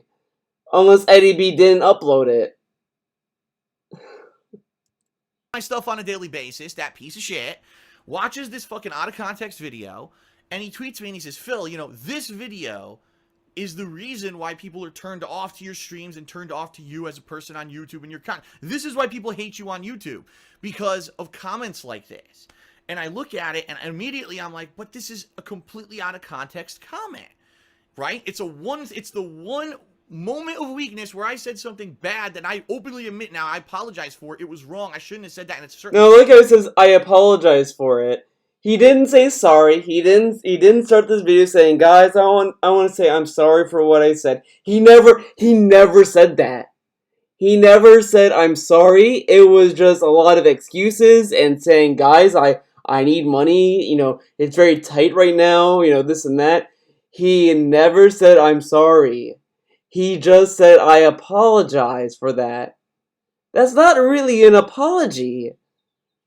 Like out of context comment, right? It's the one moment of weakness where I said something bad that I openly admit now I apologize for. It was... I openly admit I apologize for it. Like, you can't... It's like, dude, you didn't say I'm sorry about it. You just said I apologize for it, man, obviously. Like, you kind of... It's like he expected us to telepathically know he was sorry for it when he said it, which makes no sense. No one... Like... wrong. I shouldn't have said that, and it's certainly not the case. I don't think my viewers are lazy. That's bullshit. And that was just the frustration of it just coming out of me and me saying it wrong. I don't think my viewers are lazy. I just think there's something fucking going on. I gotta figure out what it is, right? What is that core thing that doesn't keep someone engaged for a live stream? I don't know what it is right now. I don't get it, you know? And so, you know, he said, you know, this is the kind of thing that happens that makes you look bad. And, you know, I appreciate that feedback. But what I wish Rich wouldn't do would be saying that publicly on Twitter, because then what happens is, oh, wow, Phil said that. Phil's a piece of shit. They don't see in context. Again, Rich sees it, and Rich kind of knows my history, and Rich kind of knows there's a bunch of kids who fucking make it their life's work to just make my life miserable. He gets that, because he gets a lot of that too on YouTube. He gets a lot of that kind of hate. In fact, a lot of the same people who hate on me hate on him on a daily fucking basis. So it's kind of weird that we have nothing to do with each other. We barely ever talk. We have like no relation. Even our content is vastly different, yet we still get the same kind of hate. So obviously there you're kind of seeing a pattern, right? It doesn't really have to do with the content or whatever someone's coming out. It just seems that there's certain people that gravitate towards other people on YouTube and attack the fuck out of them. I'm just saying. But anyway, Rich sees this and he tweets it, and he's well-intentioned, and I appreciate that he tweeted it, because I look at it and I'm like, wow, Rich is right. Looking at just that moment of what I said. Yeah. Rich should have said it behind the scenes in an email that he could easily ignore. He could easily ignore the email. This is fucking stupid. This is just him being mad that he got publicly called out for things. He doesn't like when people publicly call him out, but he is A-okay calling other people out publicly.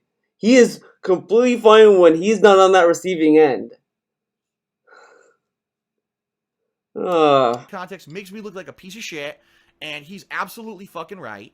And I shouldn't say stuff like that publicly, and that's a shortcoming of mine, because I'm so real, because I talk about this stuff with you, and I share this personal experience with you on YouTube all the time. Stuff like that that's a mistake comes out, and that's what becomes the focus of the negative assholes on YouTube, right? But at the same time, I don't think Rich realizes that when he makes tweets like that, especially when it's 5 in the fucking morning for me and I'm asleep and I can't respond to it, that all it does is cause problems for me. Because when he tweeted that, immediately all his viewership went and watched the fucking video. So all that happened is that hundreds, if not thousands, of people who follow his Twitter And there it is. There it is. You see what I also mean? That he doesn't talk to his viewers. He doesn't give a shit about them. He made this video specifically for the rich viewers. Not rich like the money rich. I'm saying like Review Tech. He made this video for the Review Tech USA viewers. He doesn't care at all about what his viewers think, how his viewers feel at all. He only cares about what people outside of his own community think about him. That's who he cares about the most. He doesn't care about his viewers. Fuck them. You know, they're there. They're giving him money. They're supporting him. You know, why should I care about them? They're giving me money anyway. But these other people that I could possibly get into to be a fan of mine, I should worry about them more because they need to be involved. Which is not how you do things. If you want to get people to like kind of come in to be a fan, you just kind of have to treat everyone just as people. Period. Take everyone's statements in consideration, whatever, etc. But DSP doesn't do that. He fucking just cares about these randos that probably don't give a fuck about him. But he only cares because they could be potential piggy banks for him. I watched the video and said, wow, DSP's a piece of shit. Instead of understanding the whole situation, the whole context of everything. So I really wish, and I actually just said this on Twitter, I really wish that if other YouTubers want to have some kind of a discourse with me about what's going on or whatever, PM me or email me, darksidefil@hotmail.com. It's easy to reach me. And then he says this, if you want to talk to me about stuff, feel free to let me know. Well, Rich has been trying to do that with him multiple times. He ducks the emails, so presumably, and then when Rich asks him on Twitch, don't talk to me! I don't even know your stupid shit, man! This guy is such a piece of shit. He just wants people to do stuff behind the scenes so he can ignore it and it stays behind the scenes. He doesn't want to get involved, which is dumb because if he doesn't want to have drama blown up at him, he could just do his own thing. And Twitter is not always the best avenue to do that, especially when you know that there's going to be a public eye on stuff like that. And the bottom line is, yeah, maybe a couple hundred to a couple thousand people may have seen that video of that idiot who records everything that I do, the out of context, video. Okay, but now because Rich tweeted it, now a lot more people are going to see it, and that's actually negative to me. It actually hurts me, even though it makes me understand, oh wow, I see what's going on. It ends up hurting me even further. I don't think he gets that. Okay.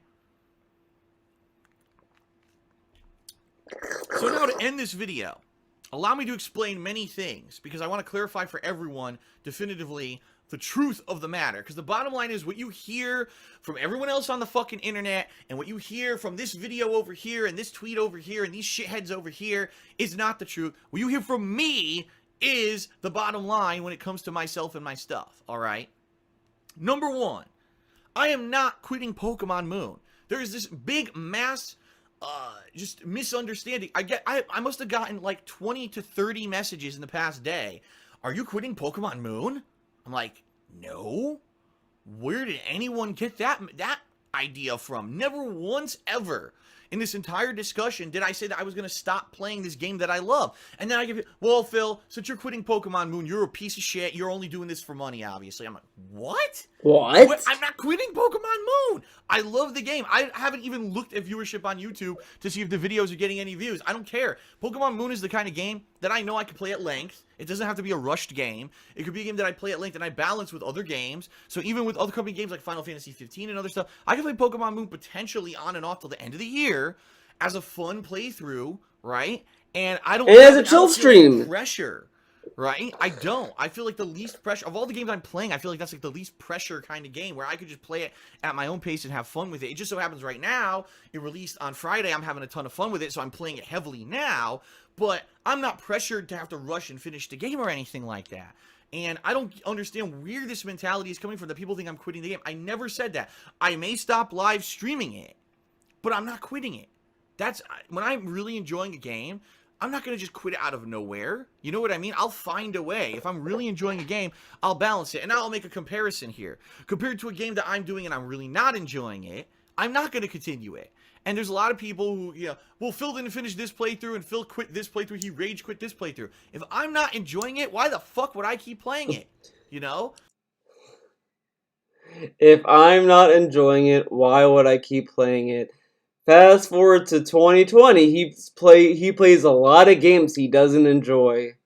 He's playing Street Fighter 30th Anniversary Collection, a game he says is a piece of shit and it sucks, and he still plays it. He has played PUBG for so long, and he claims he doesn't enjoy it.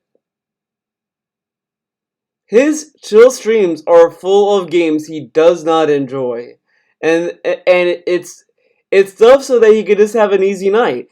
The chill streams are really his sneaky little way of just doing nothing and getting $100 for doing nothing. This boss is all right. I'm not too crazy about this one. It looks like he's high, but you can get that in any vlog. That's my mentality. The whole reason I'm doing videos for YouTube is to play games, to show you what the games look like from a common gamer's perspective, to express my opinion on that game live. And if it's a game that's great, I'll keep playing it. And if it's a game that's okay, I'll probably still keep playing it. If it's a game that I feel is absolutely god fucking awful, like Homefront this year, are you fucking kidding me? Why the fuck would I have continued to play that piece of shit? No Man's Sky? I gave that No game Man's more Sky? than enough of my fucking time, and it's a fucking stinking piece of crap. No Man's You know what Sky? I mean? I would stop playing them. So, yeah, I love Pokemon Moon. There's no reason why I would stop. I mean, yeah, it might be balanced. It might be a No draw Man's playthrough. I'm not going to Sky? quit playing Pokemon Moon. All right, that's number one. Number two, please, I have to implore you. When you see or hear something that I say that seems out of context, that seems weird for me. Phil normally wouldn't just insult the viewers out of blue and say that they're lazy. I mean, Phil live streams 365 days a year. Phil puts out gameplay videos 365 days a year. Out of the 365 days, were there 2 days this year where maybe he said something that didn't seem right? You know what I mean? But that's the focus that everyone's got to fucking talk about, because they got to get their cheap views. They got to get their cheap attention, because they're scumbags. Those people have nothing to add positively to the planet. They don't. Because when you focus only on negativity, that means you have nothing positive or constructive to say. And that's the reason why they exist, because they can get attention for themselves by feeding off of the moment of weakness of someone else. So I had this one moment of weakness, right? Please, when you see stuff like that, don't take it as the end-all fucking be-all of who I am. All right? And I know now I'm really only talking to my core fan base, and it's far too late for a video like this to have any kind of impact on the commonality of the YouTube viewer. The common YouTube viewer thinks I'm a piece of shit, because there's so many videos out there of those moments of weakness that are out of context. You don't understand the situation and where I'm coming from and why I would have been so frustrated or just so overwhelmed at the time that I would say something stupid, right? That stupid thing becomes me. It becomes synonymous with me as the person on YouTube, and people look and say, wow, when I search for DSP Gaming, Phil said this nasty about his viewers today. He said this nasty about something 6 months ago. Oh my God, last year in 2015, Phil said this and this and this. Wow, did you know that in 2010, Phil was on Blip TV, and he made a joke about the Jews and Nazis? Oh my God, once ever, Phil made a horrendous joke, learned his lesson, never made that kind of joke ever again, and repeatedly apologized for it and explained that that joke was actually copied off of the Howard Stern show. Copied from the Howard Stern show. He fucking steals jokes all the time, and maybe you should watch the music video stuff too, because he announced that he pretty much brags about how he stole things from other things. This guy steals content, and he shits on detractors for stealing his content, but he steals fucking jokes. He has stolen so many jokes and bits from other people. It is insane to even take him seriously when he complains about people stealing his content when he steals other people's jokes. He stole Howard Stern's bit, which Howard Stern, by the way, has gotten in trouble for that very bit. And DSP didn't realize, oh, maybe I shouldn't say that joke because Howard Stern got in trouble for it. No, still did it anyway. He has stolen bits from TV shows, all this stuff. He has stolen so many jokes, and then he cries about how detractors ride his ass. Okay. which is a completely different animal than what people thought it was. But man, we still got to bring that shit up, right? And that's the thing. People just find these moments of things. I'm not even kidding. That moment in 2010, people still bring up to this day. And it's like, are you kidding me? 6 fucking years ago, you still bring it up? One thing that happened? And it's just out of control. So this video is obviously not for the common YouTube viewer. I really don't feel that a vlog like this, nothing that I do Vlog? at this Wait, point, I'll hear that again. So this video is obviously not for the common YouTube viewer. I really don't feel that a vlog like this, nothing that I do at this point, would ever make people change their common opinion about me, because there's so much of that take the one moment of weakness, and that's become who I am on YouTube, because I show those moments of weakness. How many other YouTubers have these pre-streams, have these behind-the-scenes videos, have vlogs like this? A lot of YouTubers, it's just the content. Here's the content. This is all you see of me, right? And that's it. And I'm not like that. You know, I've always had this interactive relationship. Like I said at the very beginning of this video, this interactive, organic relationship with my viewing audience. And it is a double-edged sword, because in a lot of ways, it's great to have that transparency and to feel like I have this personal connection with the people who have made me popular on YouTube and allowed me to do this as a job. But at the same time, when I have a moment of weakness, it stabs me right in the fucking foot or the ass or the balls or whatever the fuck you want. Now look at this, look at this, look at this, look at this, look at this, look at this.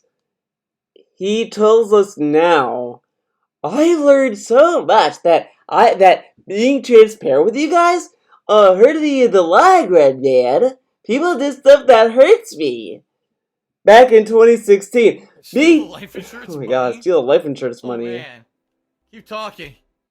You know it's funny, even though Phil has cut the pre-stream begging segment and explaining how to donate, he still finds a way to stretch it to over an hour. Chill streams have become literal nothing content. Miserable. Can this go to the next raffle? Hell yeah, it's going to the raffle, baby. Woo! Okay,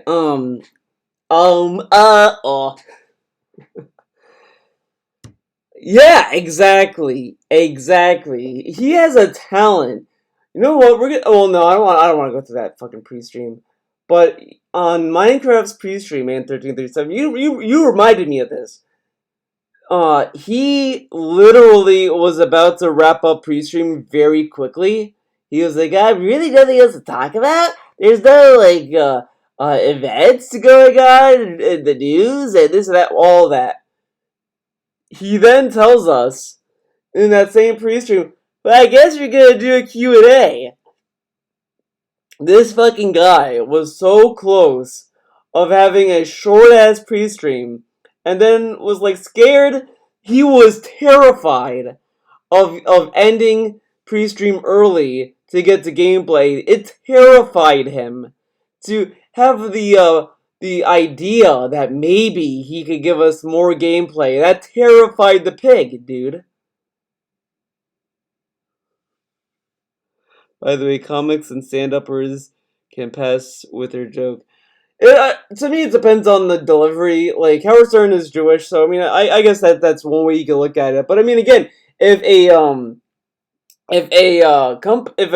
like Twitter or whatever is like, hey, we don't like these jokes and we, don't want them, I can understand that. You can disagree with that too if you want. That's fine. But it does depend on the delivery. I think I talked to someone, a few weeks ago about DSP, saying like, I don't think DSP is like a malicious racist. I mean, I don't think he's gonna like don the KKK outfit and be like, "Grr."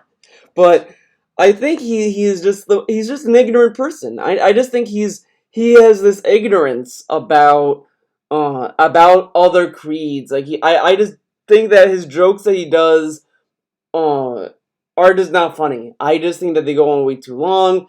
It's also timing, because if you look at his Nazi joke, I think that went on way too long. I think if it was like 1 minute or less, and it was a little bit, it would have been it would have been fine, but he went on for so long that it was kind of like, dude, what are you doing? Stop.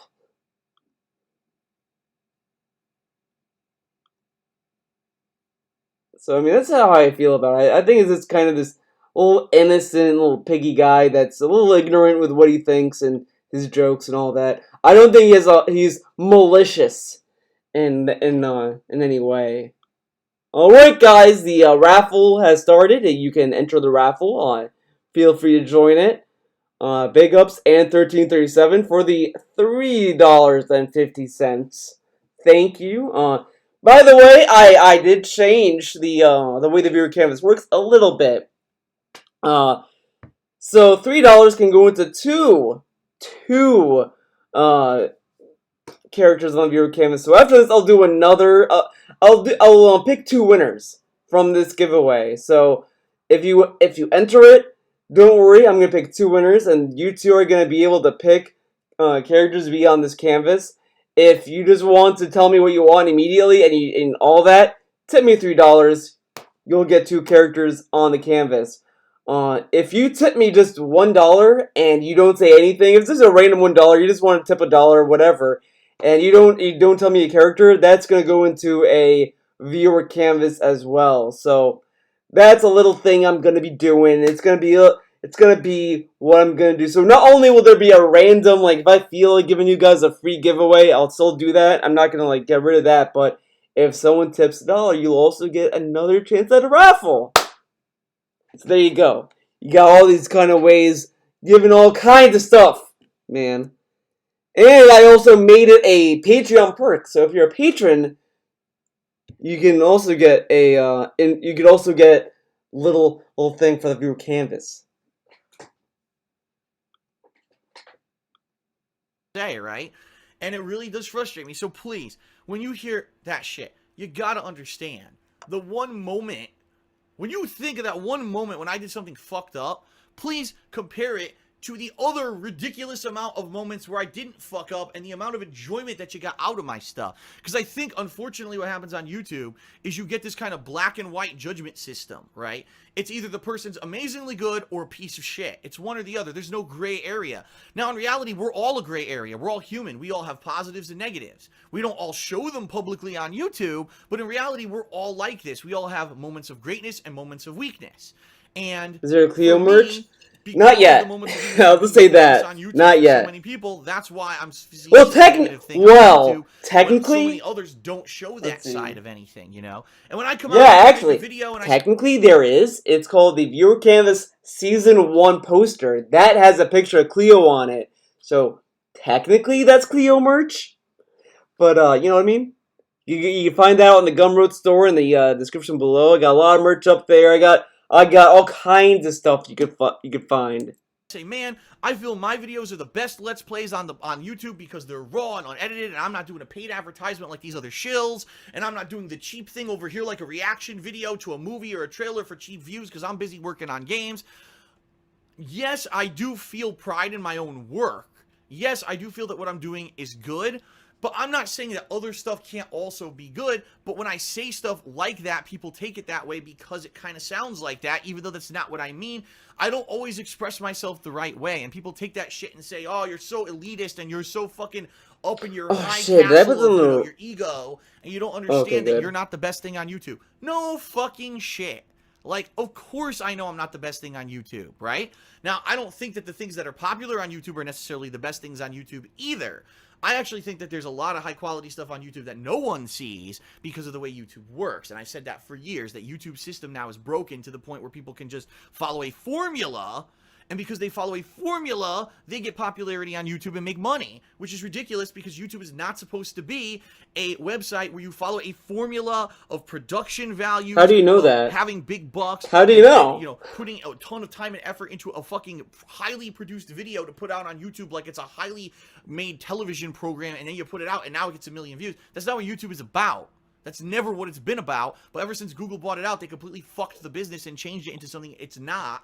And it's terrible to see what they've done with this business because it is a shame that you cannot do what I became popular for on YouTube. It can never become popular again. People all the time say to me, Phil, how do I become a Let's Player like you and get popular? And my answer is, you can't. You can't. You can't do that on YouTube anymore. That's not what YouTube is. YouTube changed their entire business multiple times to the point where if you just do something like that, a grassroots effort, it'll never become popular. They have completely destroyed that. And I understand that. I'm not stupid, but I'm lucky enough that I started early enough that I still have a viewer base for what I do. And Premise was a formula, dude. You know what I mean? Now, I like how he shits on formulas, but he has told us many times that what he does is a formula that he perfected and shit.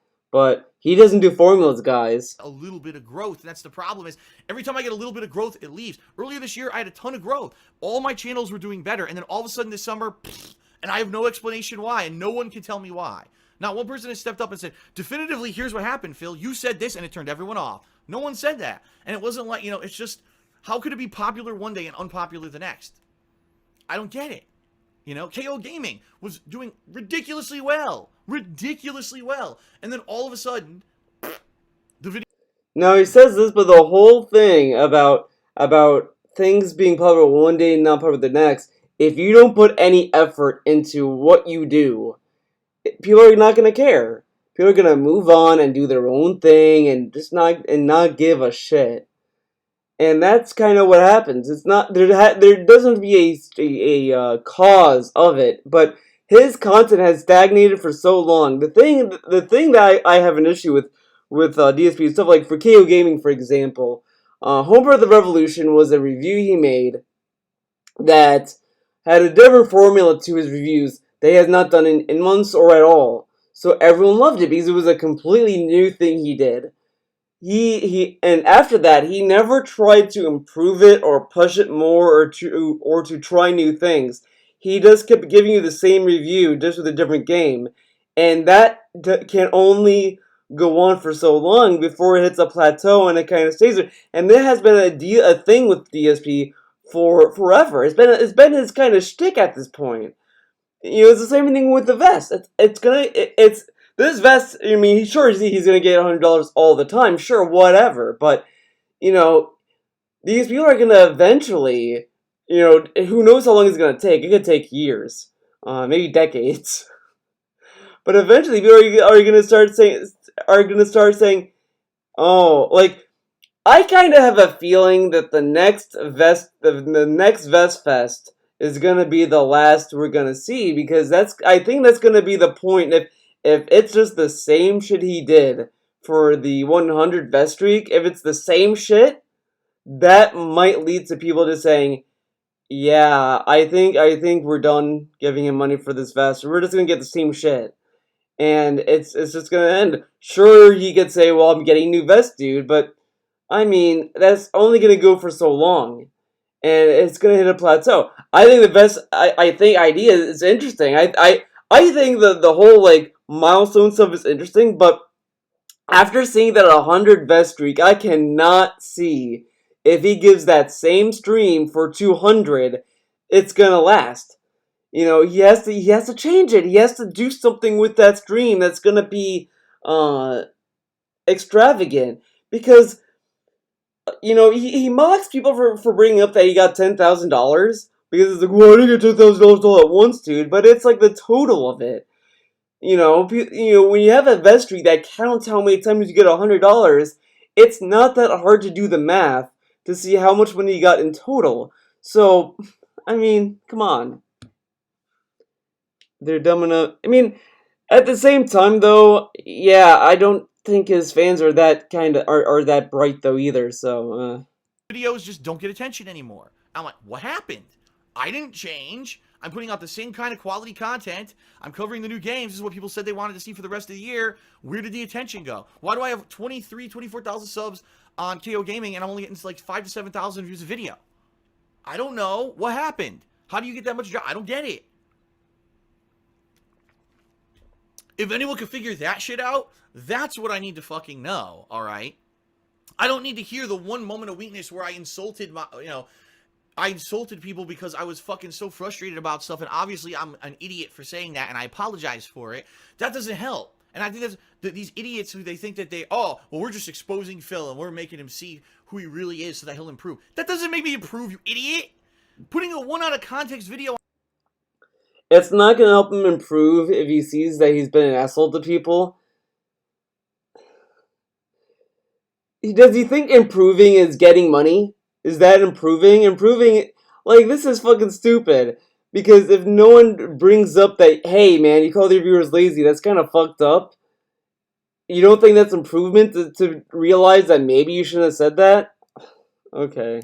On the internet doesn't fucking help me improve. Are you that stupid? Yeah, you all must be. Because that only kills me. All you're gonna do is make me completely be destroyed and never be able to make a video again that anyone would ever want to watch. No, this is dumb because he doesn't also realize that, that negative PR he can use to spin it to be net positive. Because he could say, you know what? Yeah, I was an asshole in that video, and you know what? I'm gonna do my best to not say anything, and then he just doesn't say anything after that, and then people might say, "Whoa, man, he changed," but this guy has never changed and has stayed the same. And he claims that 2019 was a turning point. People started looking at him in a positive way just because he dunked on Pro Jared, and everyone else dunked on him, and that people looked at him positively. Dude, people are bringing him up to make fun of Pro Jared. They're like, wow, man, even this fucking guy was making fun of you. Wow, that's pathetic. Like, and it's the same shit. He didn't change at all. And he claims that he has improved all this stuff, but he's the same person he was. This is just dumb. Every time they search for DSP or DSP Gaming, they see Phil insulted his viewer base, says they're lazy. Phil made a Nazi joke. Phil did this, Phil did that. And they see these, 30, 40 occurrences over an 8-year span that make me look nasty.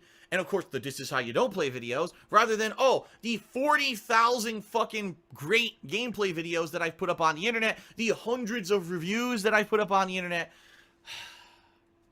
So anyway, to conclude, thanks for listening.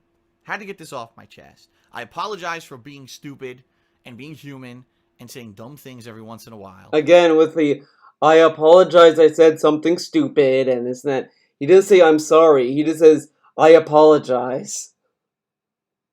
Understand that's not the end-all, be-all of who I am, okay? I would hope that at least there's enough intelligence. And it literally cannot be that genuine when he only brought this video out because Rich made a video. Think about that. He's saying that, I'm making this to apologize and this and that, but he wouldn't have made this video if it wasn't for Rich. He would have just went on it and never made this video. Think about that for a hot second, because that just shows how genuine he really is. People, when you see something like that, you say, now wait a minute. Phil's been around for 8 years. I'm pretty sure that he doesn't just fucking say stuff like that all the time. And, I want to get to the bottom of this. And someone like Rich from Review Tech USA, right? He sees it and he's like, now wait a minute. Now, Phil wouldn't just say this all the time, and this is bad. And then he tweets about it. And that's good, but it's also bad. You got something to say? Anyone, I mean this. Send me an email, darksidephil@hotmail.com. Bullshit. I send him emails all the time, dude. And he never responds. I sent him multiple, and he's just sitting there in his little palace, not reading my emails. This guy ducks me like a old bitch. He's afraid to confess the crimes, man. PM me on Twitter, which I think you can send PMs. I don't even know. There's multiple ways you can reach me without making shit public like that, you know what I mean? Because all it's going to do is just incense more people, right? Because now, even though Rich is well-intentioned, I am very appreciative because he basically calls me out on me doing something really stupid, okay, but then I look at, well, great, because now there's going to be 1,000 people who see that and hate me even more. That's just what I needed today when I wake up, right? Getting ready for my live, I wake up in the morning, get ready for my live stream, I look on Twitter, what the fuck? God damn it. Another day where I just want to fucking play games and have fun, I got to deal with more of this fucking stupid drama. And it is what it is. It's life. That's the life of a YouTuber. At least that's been my life. I know a lot of YouTubers don't put up with this kind of shit. They don't have to. I do. That's been my life. Oh my since god. I started on YouTube, and I Victim segment. I fucking stop. It is what it is. But anyway, I wanted to make this video. This is such a childish video. Moon. I don't think that my viewers are lazy. I'm just trying to get to the bottom of what's going on. Yes, shortly I'm probably not going to be live streaming as much anymore. In fact, today's probably the last stream of Pokemon Moon, and it is what it is. That's reality. Okay, and I apologize for being human and for showing that weakness, as often as I do. I try not to do it all the time. Look at this apology. This is a dumb apology. I'm sorry. People who say, I'm sorry for being human. Like, ugh. That's what it is. That's reality. It just sounds so, like, passive-aggressively annoyed. Like, oh, you said I'm an asshole, well, I'm only human, dude. It kind of sounds like you're shitting on people for calling you out. Like, just feel like I'm sorry for saying what I said. Just say I'm sorry for calling my viewers lazy and being, like, angry at you guys. I did not mean it. You know, I was stressed and this and that. You know, saying I'm sorry for being human is such a weak, lazy response. And it kind of went full circle to me of being, like, genuine to a genuine apology to just being like, I'm fucking a human, dude. Okay, and I apologize for being human and for showing that weakness, you know, as often as I do. I try not to do it all the time, but yeah, it comes out, and I fuck up, and I hope that there are at least enough people who understand how life works to know that, wow, Phil made a mistake. Well, he'll come back from that mistake, and he'll provide us now with months and months of entertaining content before hopefully he makes another stupid mistake. That's just life. I don't really have much else to say besides I'm sorry, you know, that I say stupid shit like that. And I'm glad that there are people who call me out on it fairly versus people who just make it seem like that's all I am on YouTube. Okay. That's it, everyone. Thank you for listening. Right now, I probably have to call my parents. Shit. I just realized I have about half an hour to call my parents before my stream starts. And, Damn, he has to call his parents, dude. So, that's it. Must be a hard life, having to call his parents. Imagine calling your parents, dude. That's spooky. Spooky wookie. No,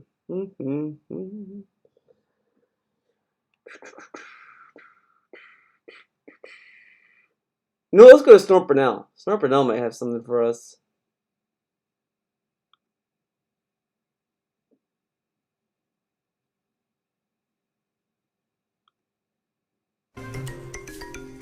This is how I play the game!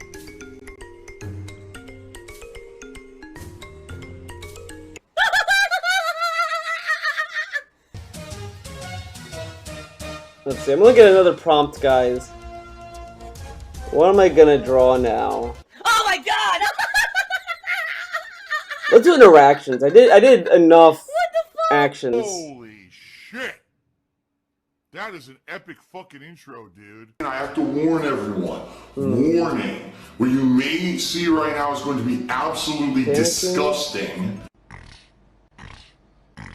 Sound good? Alright, sounds good to me. I'll do In addition to panicking. that, speaking of the vest streak, if the vest streak continues, all right, when we hit 150. Oh yeah, 150. All right, whenever that may happen, actually, I did the math, and I think if we continue on at the rate we're going, and nothing hinders it, and we keep hitting the vest streak every day. No, I like how he. It looks like the final Wednesday of the month.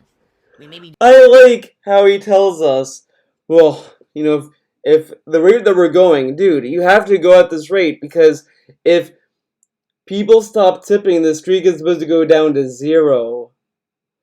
And I really am curious if he doesn't hit $100, is he gonna start the vest streak down to 0?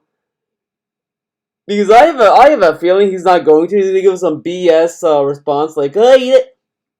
I know what he's gonna tell us. Yeah, I learned at school. If a streak ends, it doesn't go to 0. It just stays where it's at, man, until you continue it again. Man. Doing the 150 vest streak spectacular, or Vestival 2. Spectacular? Whatever you want to call it, Vest Fest. Spectacular. This fucking guy cannot speak English. Final Wednesday of the month. We may be doing the 150 vest streak spectacular.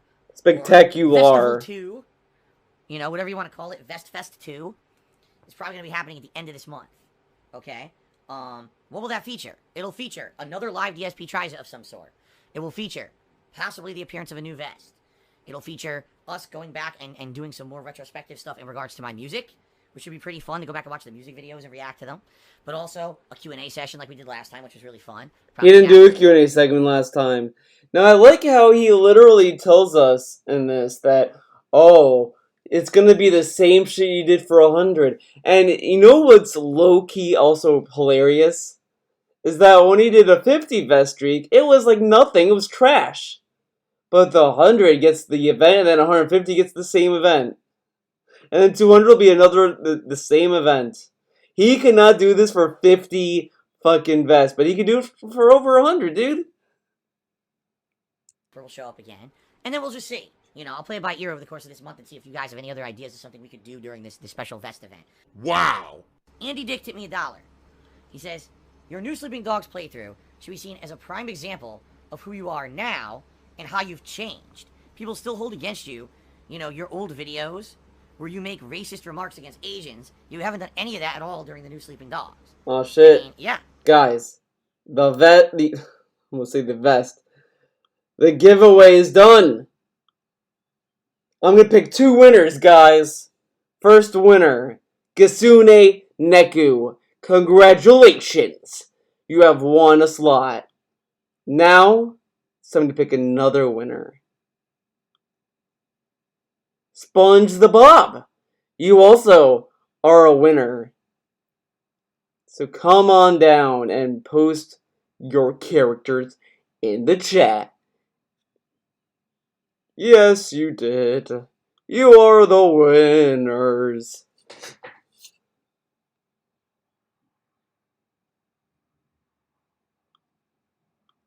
I'm not going to do that anymore. That used to be the low common denominator of content that I would put out. Because I wasn't live streaming.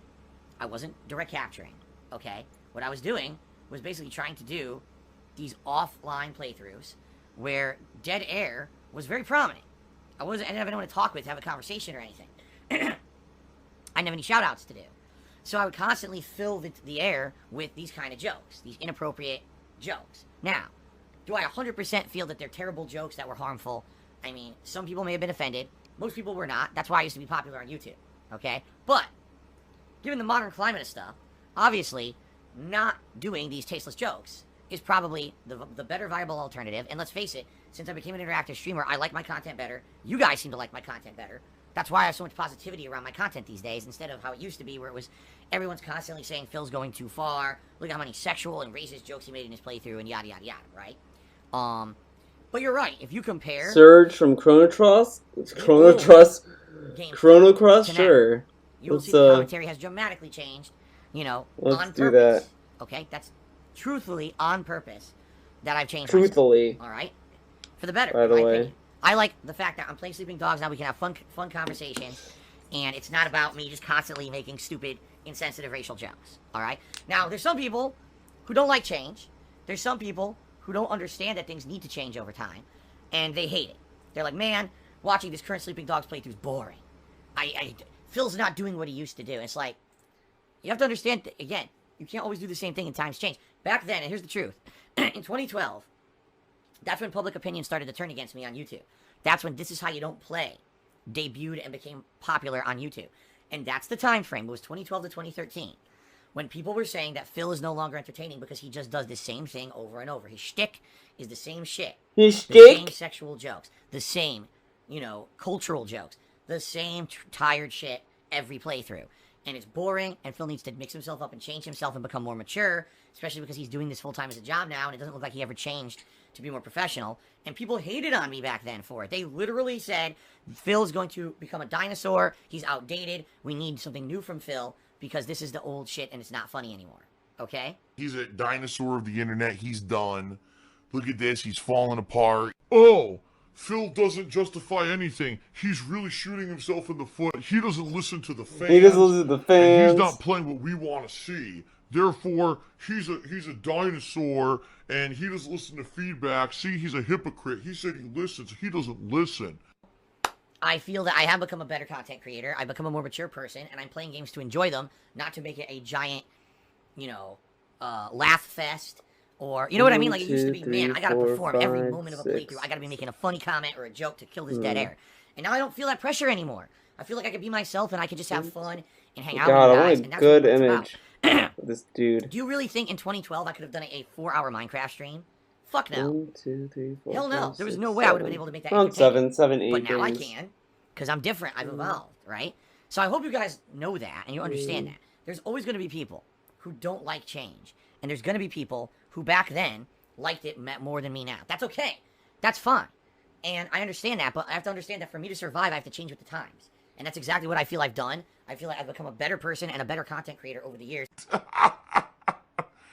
No. Because I stopped doing that stupid immature shit that got me the cheap clickbait views and shit back then. I don't do it anymore, okay? So, that's why it's a very different situation and a very different playthrough. Andy Dick tipped me $1 again. He says, when it gets to winter season, can you switch to a sweater vest? A Christmas vest for Christmas. You could also wear the Marty McFly vest for Halloween. Listen, first of all, I keep telling you guys this. I really don't expect this vest streak to continue. And if you haven't paid attention... No, I like how the vest streak has... Very close to not continuing. I like how he has to continue the vest streak just to get a new vest. You can't get a new vest regardless. He has to get more than $10,000 to get a new vest. You can't get a new vest just out of the kindness of his heart. That's like me saying, well, I was gonna do a randomized free giveaway, but I think you guys need to give me like more money for me to do that, which defeats the purpose of it. This is so fucking dumb. To only get new vests for if you continue the vest streak. It should be a way just to give back to the community, to your own community, to get new vests anyway. But okay. A few streams just this past week where we were down to like the last 15 minutes and hadn't hit the vest goal, and then all of a sudden someone would come in at the very last minute, you know, and contribute to hit the vest goal. I keep telling you guys it's going to end. One of these days it's going to end, and it's okay when it does. I don't foresee this vest streak continuing to Halloween and Christmas. I don't. You know, if this were something that did get crazy and went that long, yeah, more than likely I would try to do special things for holidays and stuff. Absolutely I would. But I don't foresee that happening. I just don't. I feel that it's going to end, you know, soon. That's just always been my feeling, is that this thing is just, it's fleeting. It's really cool that it's happening. It's helping me out tremendously. Right now is a really important time for me to be able to live up to all of my financial obligations. Now, this is also kind of like fucking mind manipulation as well. Because he's kind of talking as if, like, if the vest streak ends, he'll never put on the vest ever again, which is fucking bullshit. Like, this is so stupid. And he said the same shit at the very beginning of it, too. Well, you know, if I don't hit the vest streak anymore, I guess you guys gotta find something else, man. Like, this guy just doesn't want his fans to have a single break in giving him money. They have to keep giving it to him. This is like a drug dealer going to your house and saying, if you don't keep buying drugs from me, I am not gonna sell any more drugs. Okay? Period. Okay, you have to keep buying drugs from me all the time. Even if you have drugs, you need to give me more. You need to buy more. I'm not gonna sit here and just wait for you to come to me whenever you want. You need to keep coming to me every day. This man has been saying it's gonna end soon. 70 vest streaks, 70 streaks ago. Yeah. Right foot after, you know, years of not doing that and being behind and basically ruining everything. I'm finally in a situation where things are getting better for me. Okay? And so this is coming, you know, this support has come at a really helpful time for me. So thank you again to all of you who contributed to make this vest streak continue. But I seriously feel it's ending. I don't think we're going to Christmas. I don't think we're going to Halloween. I really don't foresee it happening for more than another couple weeks. If that. Even if that, it could end any day. Like I said, there's been some days where we're just about to not hit it. And we've narrowly do so. So, thank you, again, for keeping it going. But I'm not looking forward that far. No way am I looking forward that far. Dude. I don't think it's going to keep going. Okay? Maybe I'm wrong. I asked for Maybe something completely different. But you know what it is over the years, so many things that have been Garrosh Hell Scream. Okay, let me as a result of many find different that. negative things that happened in my life, that it's hard for me to believe that something positive could keep going. I'm being honest here. Like I told you guys, my life is ups and downs. A wave of positivity followed by a big dip of negativity. That's how my life has been. So I said, wow, the Vest Fest is great. This is amazing, but it ain't gonna last. That's kind of how I feel. That's kind of how I've been conditioned to feel in my life. Maybe I am overanalyzing. What? Maybe it will continue. I don't know. Wait, what? This is amazing, but it ain't. Like I told you guys, my life is ups and downs. A wave of positivity followed by a big dip of negativity. That's how my life has been. So I feel, wow, the Vest Fest is great. This is amazing, but it ain't gonna last. That's kind of how I feel.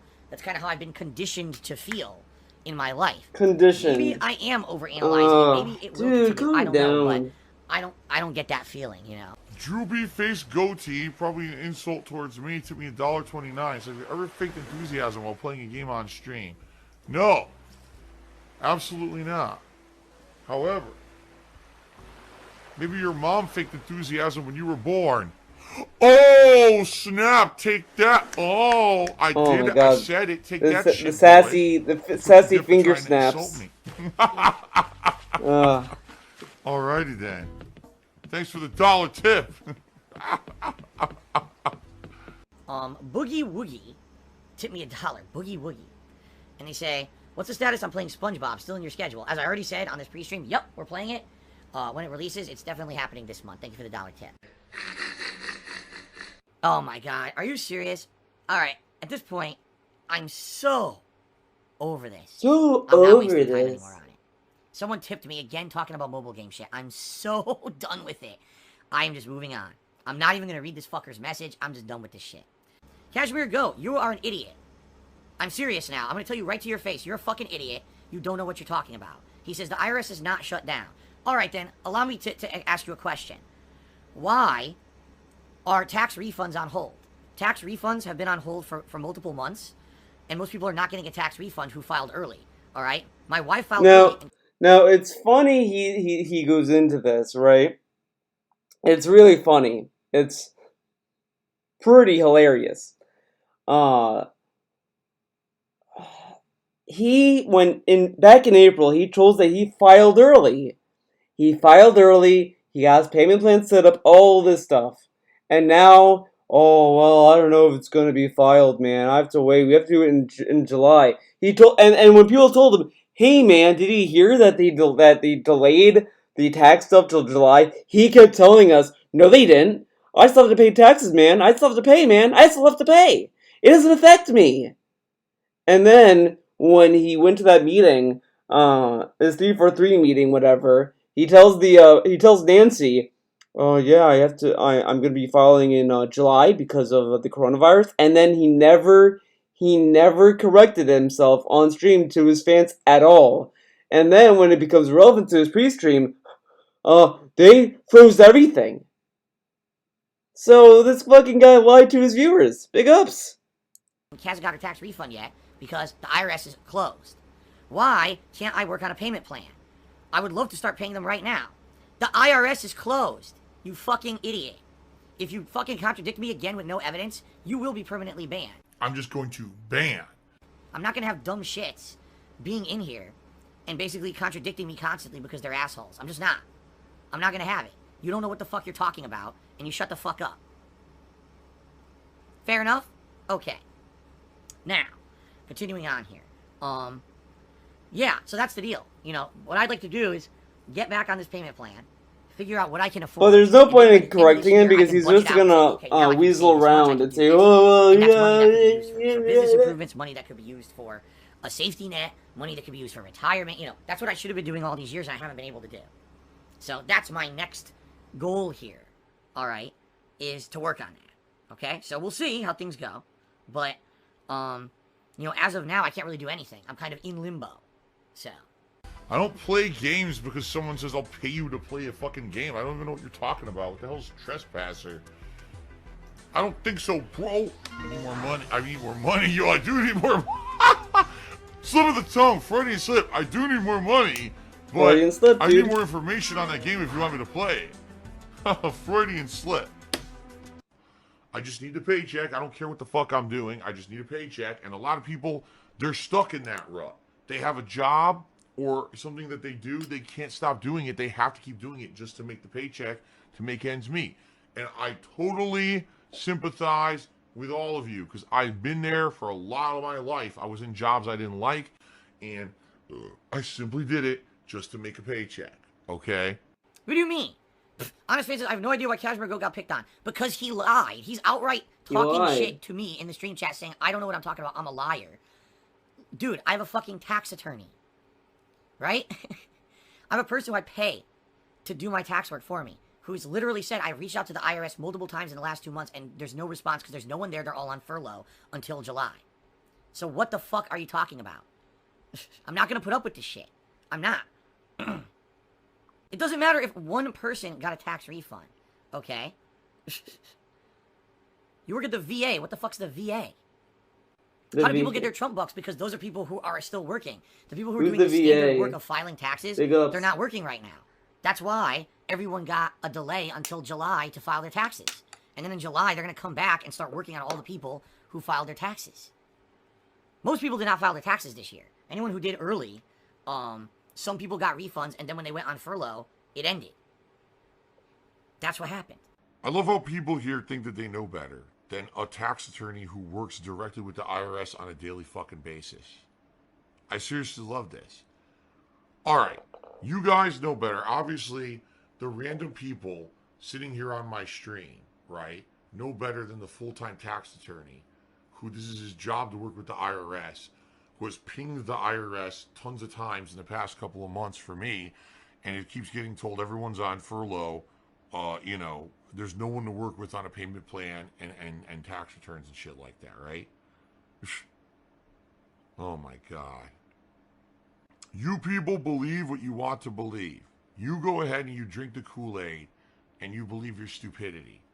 I live in the world of fucking reality with everybody else. Maybe that's why I gotta deal with so much shit while you people who make shit up constantly just live in la la land. But I gotta live in the world of reality where I would love right now to be able to contact the IRS and get in contact with them and figure all this out, and I can't because they're closed. The people who deal with this shit are not there right now. They're on furlough. Oh my God, people are just fucking stupid. Dumb fucks and kids who think they know better than full-time professionals, right? Alright, anyway, enough of this nonsense. Toxic toilet juice. Insane amount of disgusting toxicity. Snorlax Shoes is Phil, I think the other guy's referencing when you mentioned your dad was a bodybuilder in his 20s and he used his old weights in college. That's correct. That has nothing to do with me being a bodybuilder. I lifted weights. That's different. I never lived the lifestyle of a bodybuilder, ate lean and lots of protein, and you know what I mean? I never was like that. I worked out a lot. For I'd say about a year to a year and a half, I worked out quite a lot. But then I cut it all out. Cut it out, dude.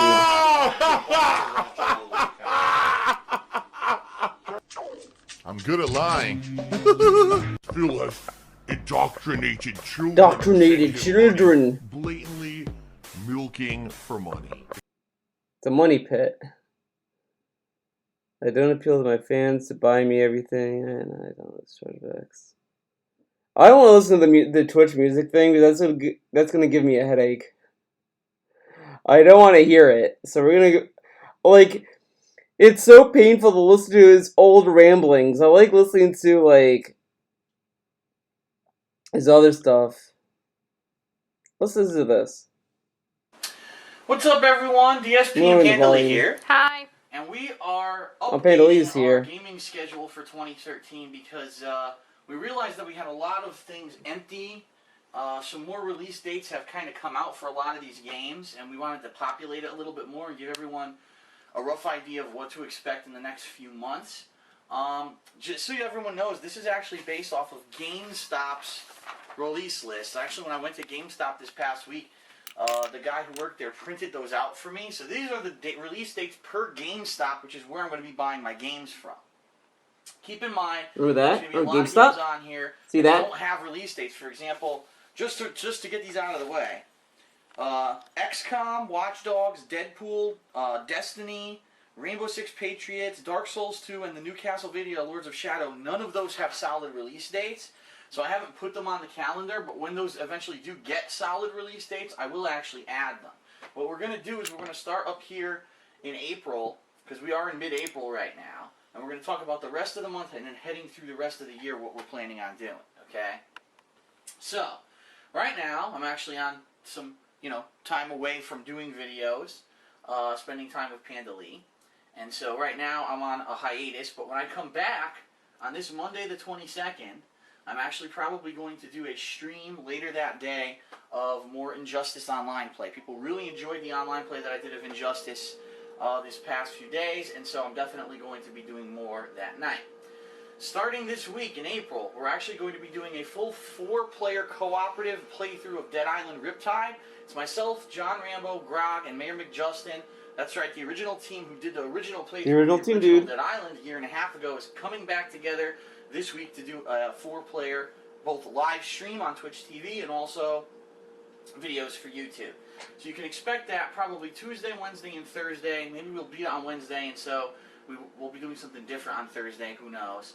Also, Star Trek, which is a game that I talked about last year at my E3 videos, comes out that week. John Rambo and I have talked about it and said that's something we're going to be doing for weekend co-op. So when he comes to visit, you know, once a week for the next several weeks, that's what we're going to be doing for co-op, just so everybody knows.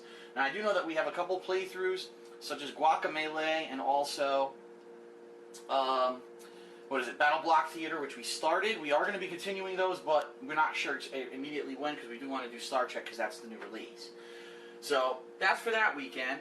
The week after that, there's a new release, Deadly Premonition, on the PS3. Now, what this is, it is a survival horror game, supposedly. That is Deadly Premonition, dude. It's a PlayStation Network game. I'm interested in doing that, so I'll be starting that on the 30th. But as you can see now, you're going to start to see that we get sparse as we head over here into May. There's almost no new releases for that entire first half of the month. And so what I'm going to be doing is kind of mixing things up with Deadly Premonition, partnered with some more Downtime series.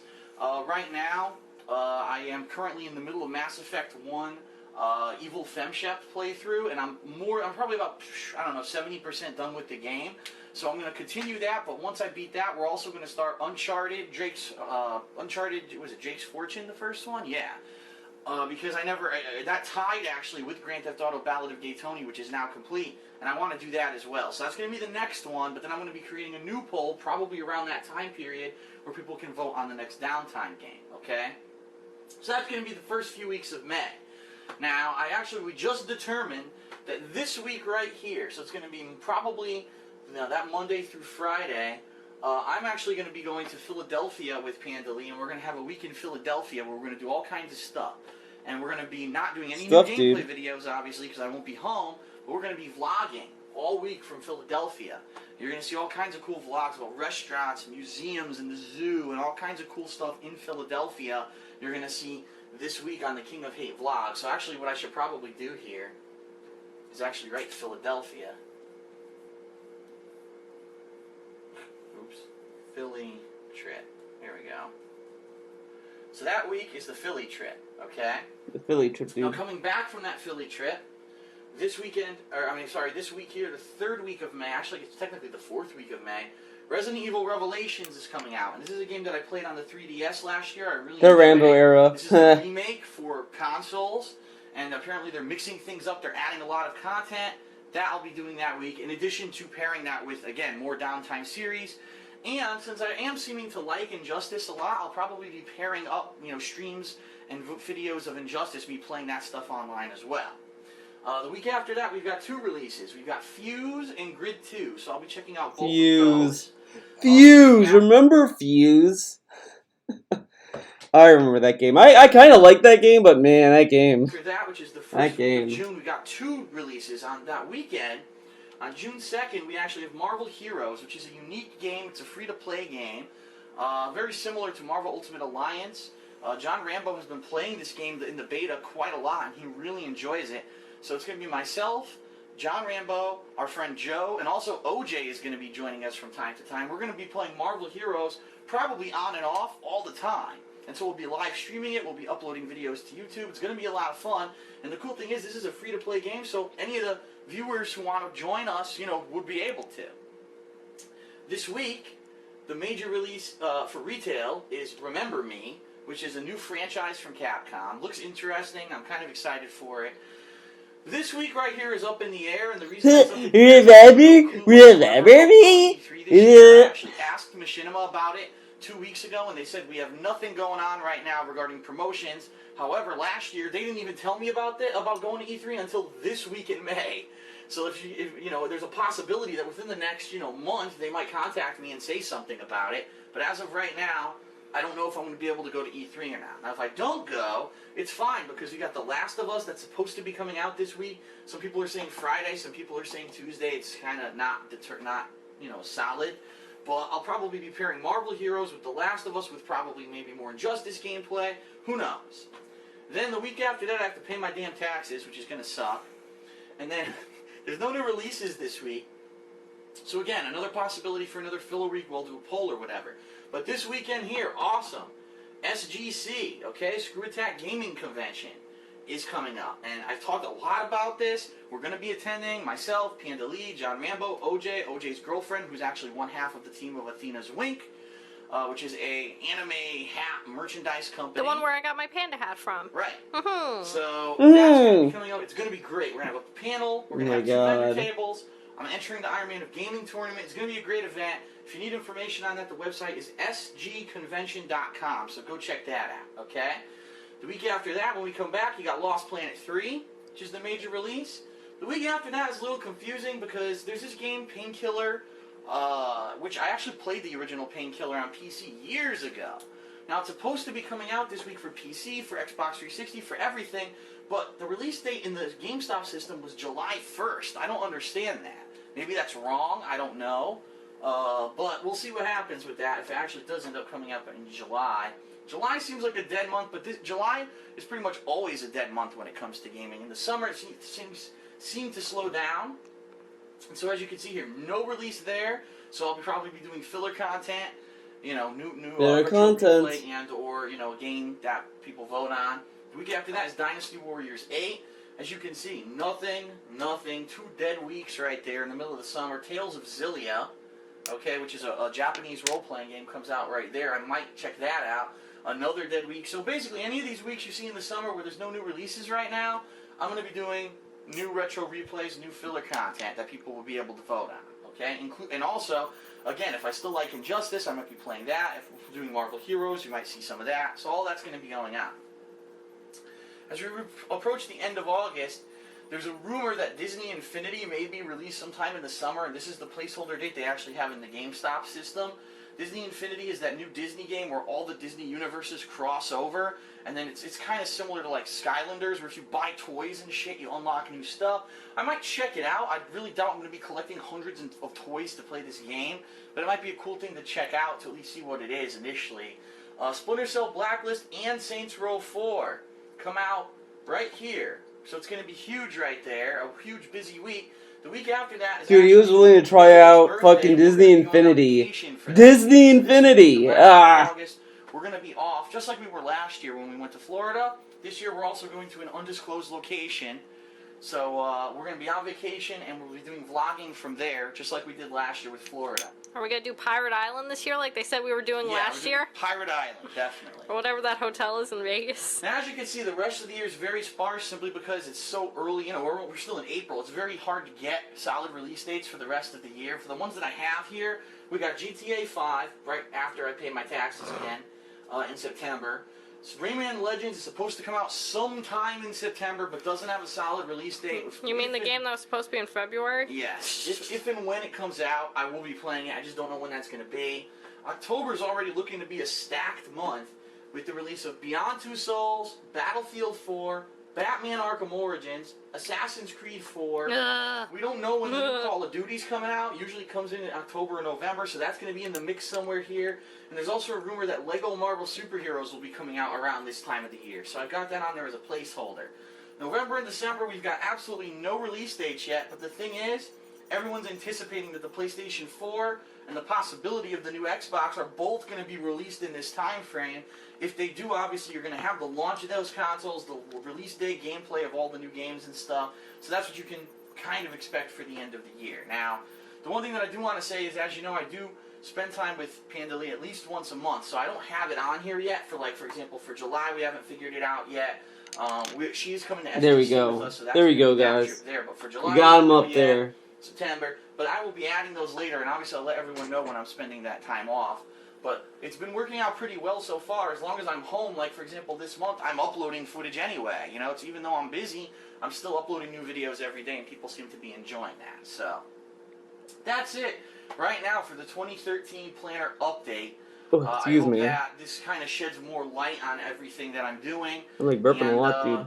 You know, obviously, like I said, once some of these games that I mentioned at the beginning get release dates, I'll be adding them to this calendar, but I don't want to put them on here like placeholder at the end of the year when I know these aren't the real release dates. But this is a rough picture at least. Okay, we're just gonna move on to the next thing. Let's see.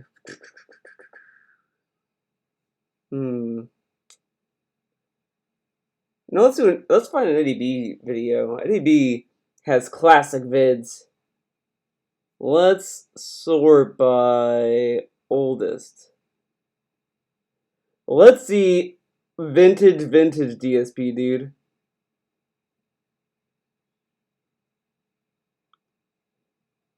And outside of that, the only other thing to talk about on pre-stream today, if you're not aware, ladies and gentlemen, Twitter. Lots of controversy around Twitter right now. And this would be something that I'd probably be doing a reaction video to, except that number one, it's pure speculation.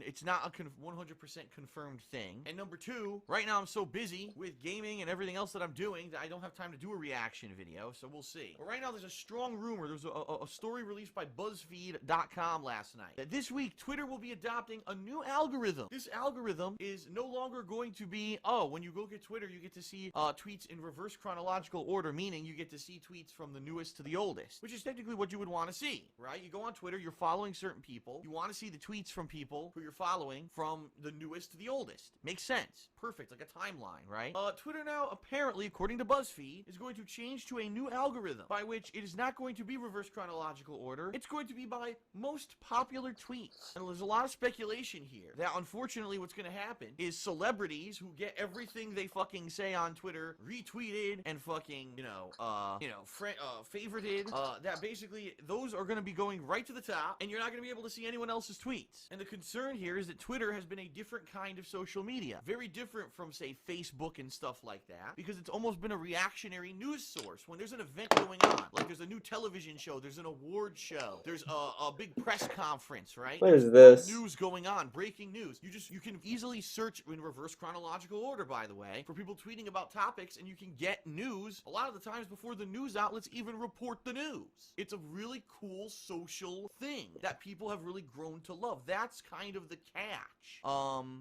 That's the catch of Twitter. That's what makes them unique. And if Twitter goes to, only what's more popular gets to the top of your feed, you're gonna see, a Justin Bieber tweet, a fucking new One Direction tweet, Miley Cyrus fucking took her clothes off again, Kim Kardashian's a whore. You're gonna see the same shit at the top of your Twitter feed every day that you don't give a fuck about. You're gonna probably see ridiculous amounts of promoted tweets, and you're never gonna actually get to see anything from anyone you care about. And so basically Twitter is going to be completely overnight transformed. Now, like I said, this is a rumor, first of all. We're not 100% sure this is the truth. Number two, there's actually been another rumor saying that this is completely optional, that you will now have the ability to sort either by the old school reverse chronological order, or you'll be able to do the new style and you'll have the option to go between it. So right now, there's no confirmation really on anything. There's just a lot of chaos on Twitter because of everything going on, all right? So, the bottom line is, it's a lot of hoopla over something that may or may not even happen, and that's why I don't go too nuts about stories like this. However, the hashtag RIP Twitter, so basically rest in peace Twitter, has about 1 million tweets and growing. Everyone is tweeting about RIP Twitter, dude. saying if Twitter does Twitter's done. Force it and they make it mandatory, fuck Twitter, we're not using it anymore because we don't want to do this. This is what Twitter is. Twitter is something so different from a business like Facebook. Go on Facebook, 90% of the shit you see on Facebook now is promoted tweets, promoted posts, placed advertisements and product placements, celebrity shit you don't care about. That's why so many people don't care about Facebook anymore. Facebook used to be huge. Now the only people who are lingering on Facebook are basically people who are behind the times. Lots of people have jumped to other social media, whether it's Instagram or Twitter or whatever. Everyone's jumping to other forms of social media because Facebook is Facebook's done. becoming the MySpace of the internet, an outdated way to go about social media, okay? So, I don't know if any of this is true. The bottom line, though, is for me. How will this affect me? As you guys and gals know, Twitter is a main source of information when it comes to a way for me to communicate with you. I let you know daily what's going on with me. I let you know about both business and personal stuff on Twitter. I share my thoughts not only on gaming, but on my schedule, but also non-business wise. I let you know about what's going on if I'm out doing something fun, if I'm watching a TV show or a movie and I'm really liking it. Twitter's the place where I react and I interact with you. And even my schedule, my business schedule, every day I post it at night and I pin it to my Twitter account so that you know what's going on with me and you know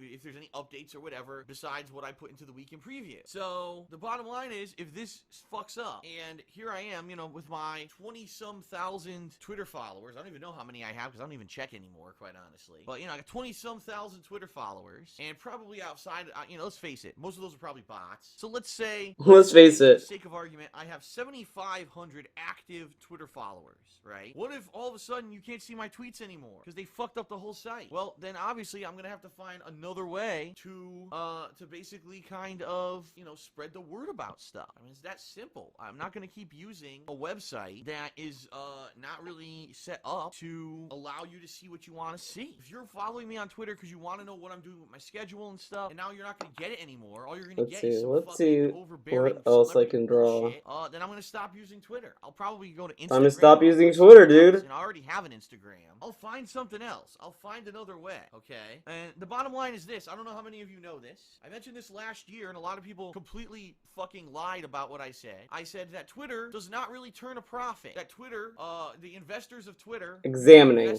I'm gonna draw that. Examining. Because the company is not making the money. Now, I did say last year that Twitter has never turned $1 of profit. That is incorrect. The truth is that they do turn profit, but the profit gets reinvested right back into the company. So if you're actually a stockholder of Twitter, you make almost no money. So, if you're a stockholder, the bottom line is you're probably trying to make money, and Twitter is not making anyone any money. So Twitter, Twitter stockholders are pissed that this company is huge, right? Everyone talks about Twitter. Everyone, take a look at television. Every TV show, hashtag this, and, tweet this, and everyone's into social media. Why can't Twitter make money? And the bottom line is it's because when they made Twitter, they weren't thinking about that, which is good because they ended up finding a new thing that became part of our society. But now, of course, well, it's a business, so we got to make a profit. We got to fucking ruin it. And I almost guarantee you that's what this whole thing is about. Well, we got to make those popular tweets show up at the top of everyone's feed so that way everyone will see, the new fucking shoes that this model is pushing, or, the new television show from Fox, so that we can sell those as advertisements and make money. It's pathetic because that's not what it's supposed to be. It's kind of like YouTube. YouTube was supposed to be, at its inception, a way for people to share their creativity, to share their talent with the world, even though they don't have any production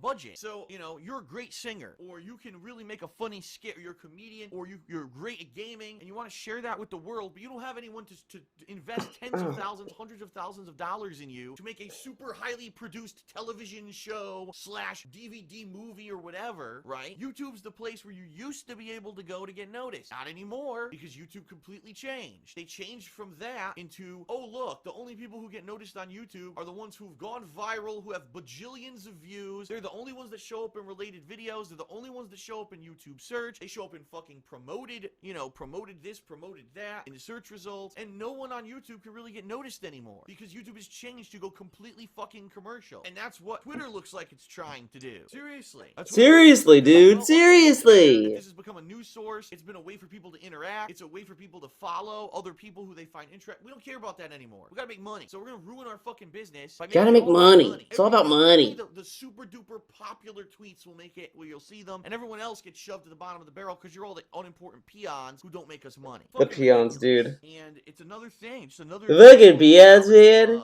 Advancing and society advancing and having some good intentions behind it, and then when it becomes commercial, it's all about the money. It gets ruined. Now, like I said, this is all speculation. All speculation. A lot of people criticize BuzzFeed as a website that likes to stir drama up, just so for the sake of stirring drama up and getting clicks on their fucking page, and the fact that a lot of the things that they say are not true. So maybe it's completely wrong. Maybe it's not what's being instituted next week, and we'll all have a good laugh when it turns on and we find out something silly or stupid, and it really doesn't affect anyone. But I'm just throwing that out there that, if this does happen, plan on hearing from me and somewhere else, because I'm not going to stay on a social media site that is promoting, people who gives a fuck about what energy drink fucking, Leonardo DiCaprio drank before he fucking jerked off and then went and shot a movie. I don't care. I don't give a fuck. I like sharing my life with others and having social. Man, this aged like milk. He's done with Twitter, dude.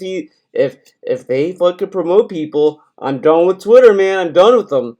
And you go to Twitter now, there's a lot of promotions, there's a lot of this, a lot of that, and he's still there. Interaction, and that's what Twitter's about. It's This not is about Ren. just because you're a famous celebrity now you're at the top. Hey, the snorts came when he went to Twitch, dude. That's where it's at. Fucking feed. Fuck that shit. I don't follow Fuck that any shit. celebrities. Zero. Because I don't give a fuck. So anyway, I digress. That's only really the big hot topic for today. I wanted to talk a little bit about it before we got started. I think the stream chat's dead. But yeah, we'll see what happens. I certainly don't want to be the one who stirs up the drama, because, you know, BuzzFeed is BuzzFeed. Sometimes they're full of shit. So we'll see. But, you know, let's hope for the best, because when on your own fucking site, right, your own business, the biggest trend on your business is rest in peace your business, because there's rumors that you're going to make a change that no one wants, that's a bad sign. I'm just saying. Alright. Well, guys, I think that's going to be it for today's stream. I would like to say thank you guys for coming out. I'm going to get something to eat. I'm getting hungry. I don't know if I'm going to stream on Twitch today. If I do, I'll let you guys know on Twitter. I'll put a video out saying, hey guys, I'm live, whatever. I'll do that, but I don't know if I'll do it today. I'll let you guys know. How about that? I uploaded a positive content video yesterday, so you can check that out. Thank you guys for watching. Thank you again, 1337, for the $3.50 tip. Thank you, both Kasune, Neku, and Sponge the Bob, who got these two characters on the viewer canvas. Thank you for your submissions. If you guys want to support me, you know how to do it. There's a lot of ways. I added some stuff to my Patreon. You can check that out as well. Otherwise, it is what it is. But I'm just glad you guys are here checking my streams out, watching my videos. But again, if I stream on Twitch, I'll let you guys know. Thank you for watching. You guys have a good week. Stay safe. Stay healthy. And I'll see you when I see you guys. Have a good one, everyone. And remember, the Cleo is with us. Do I have a... There we go. There she is.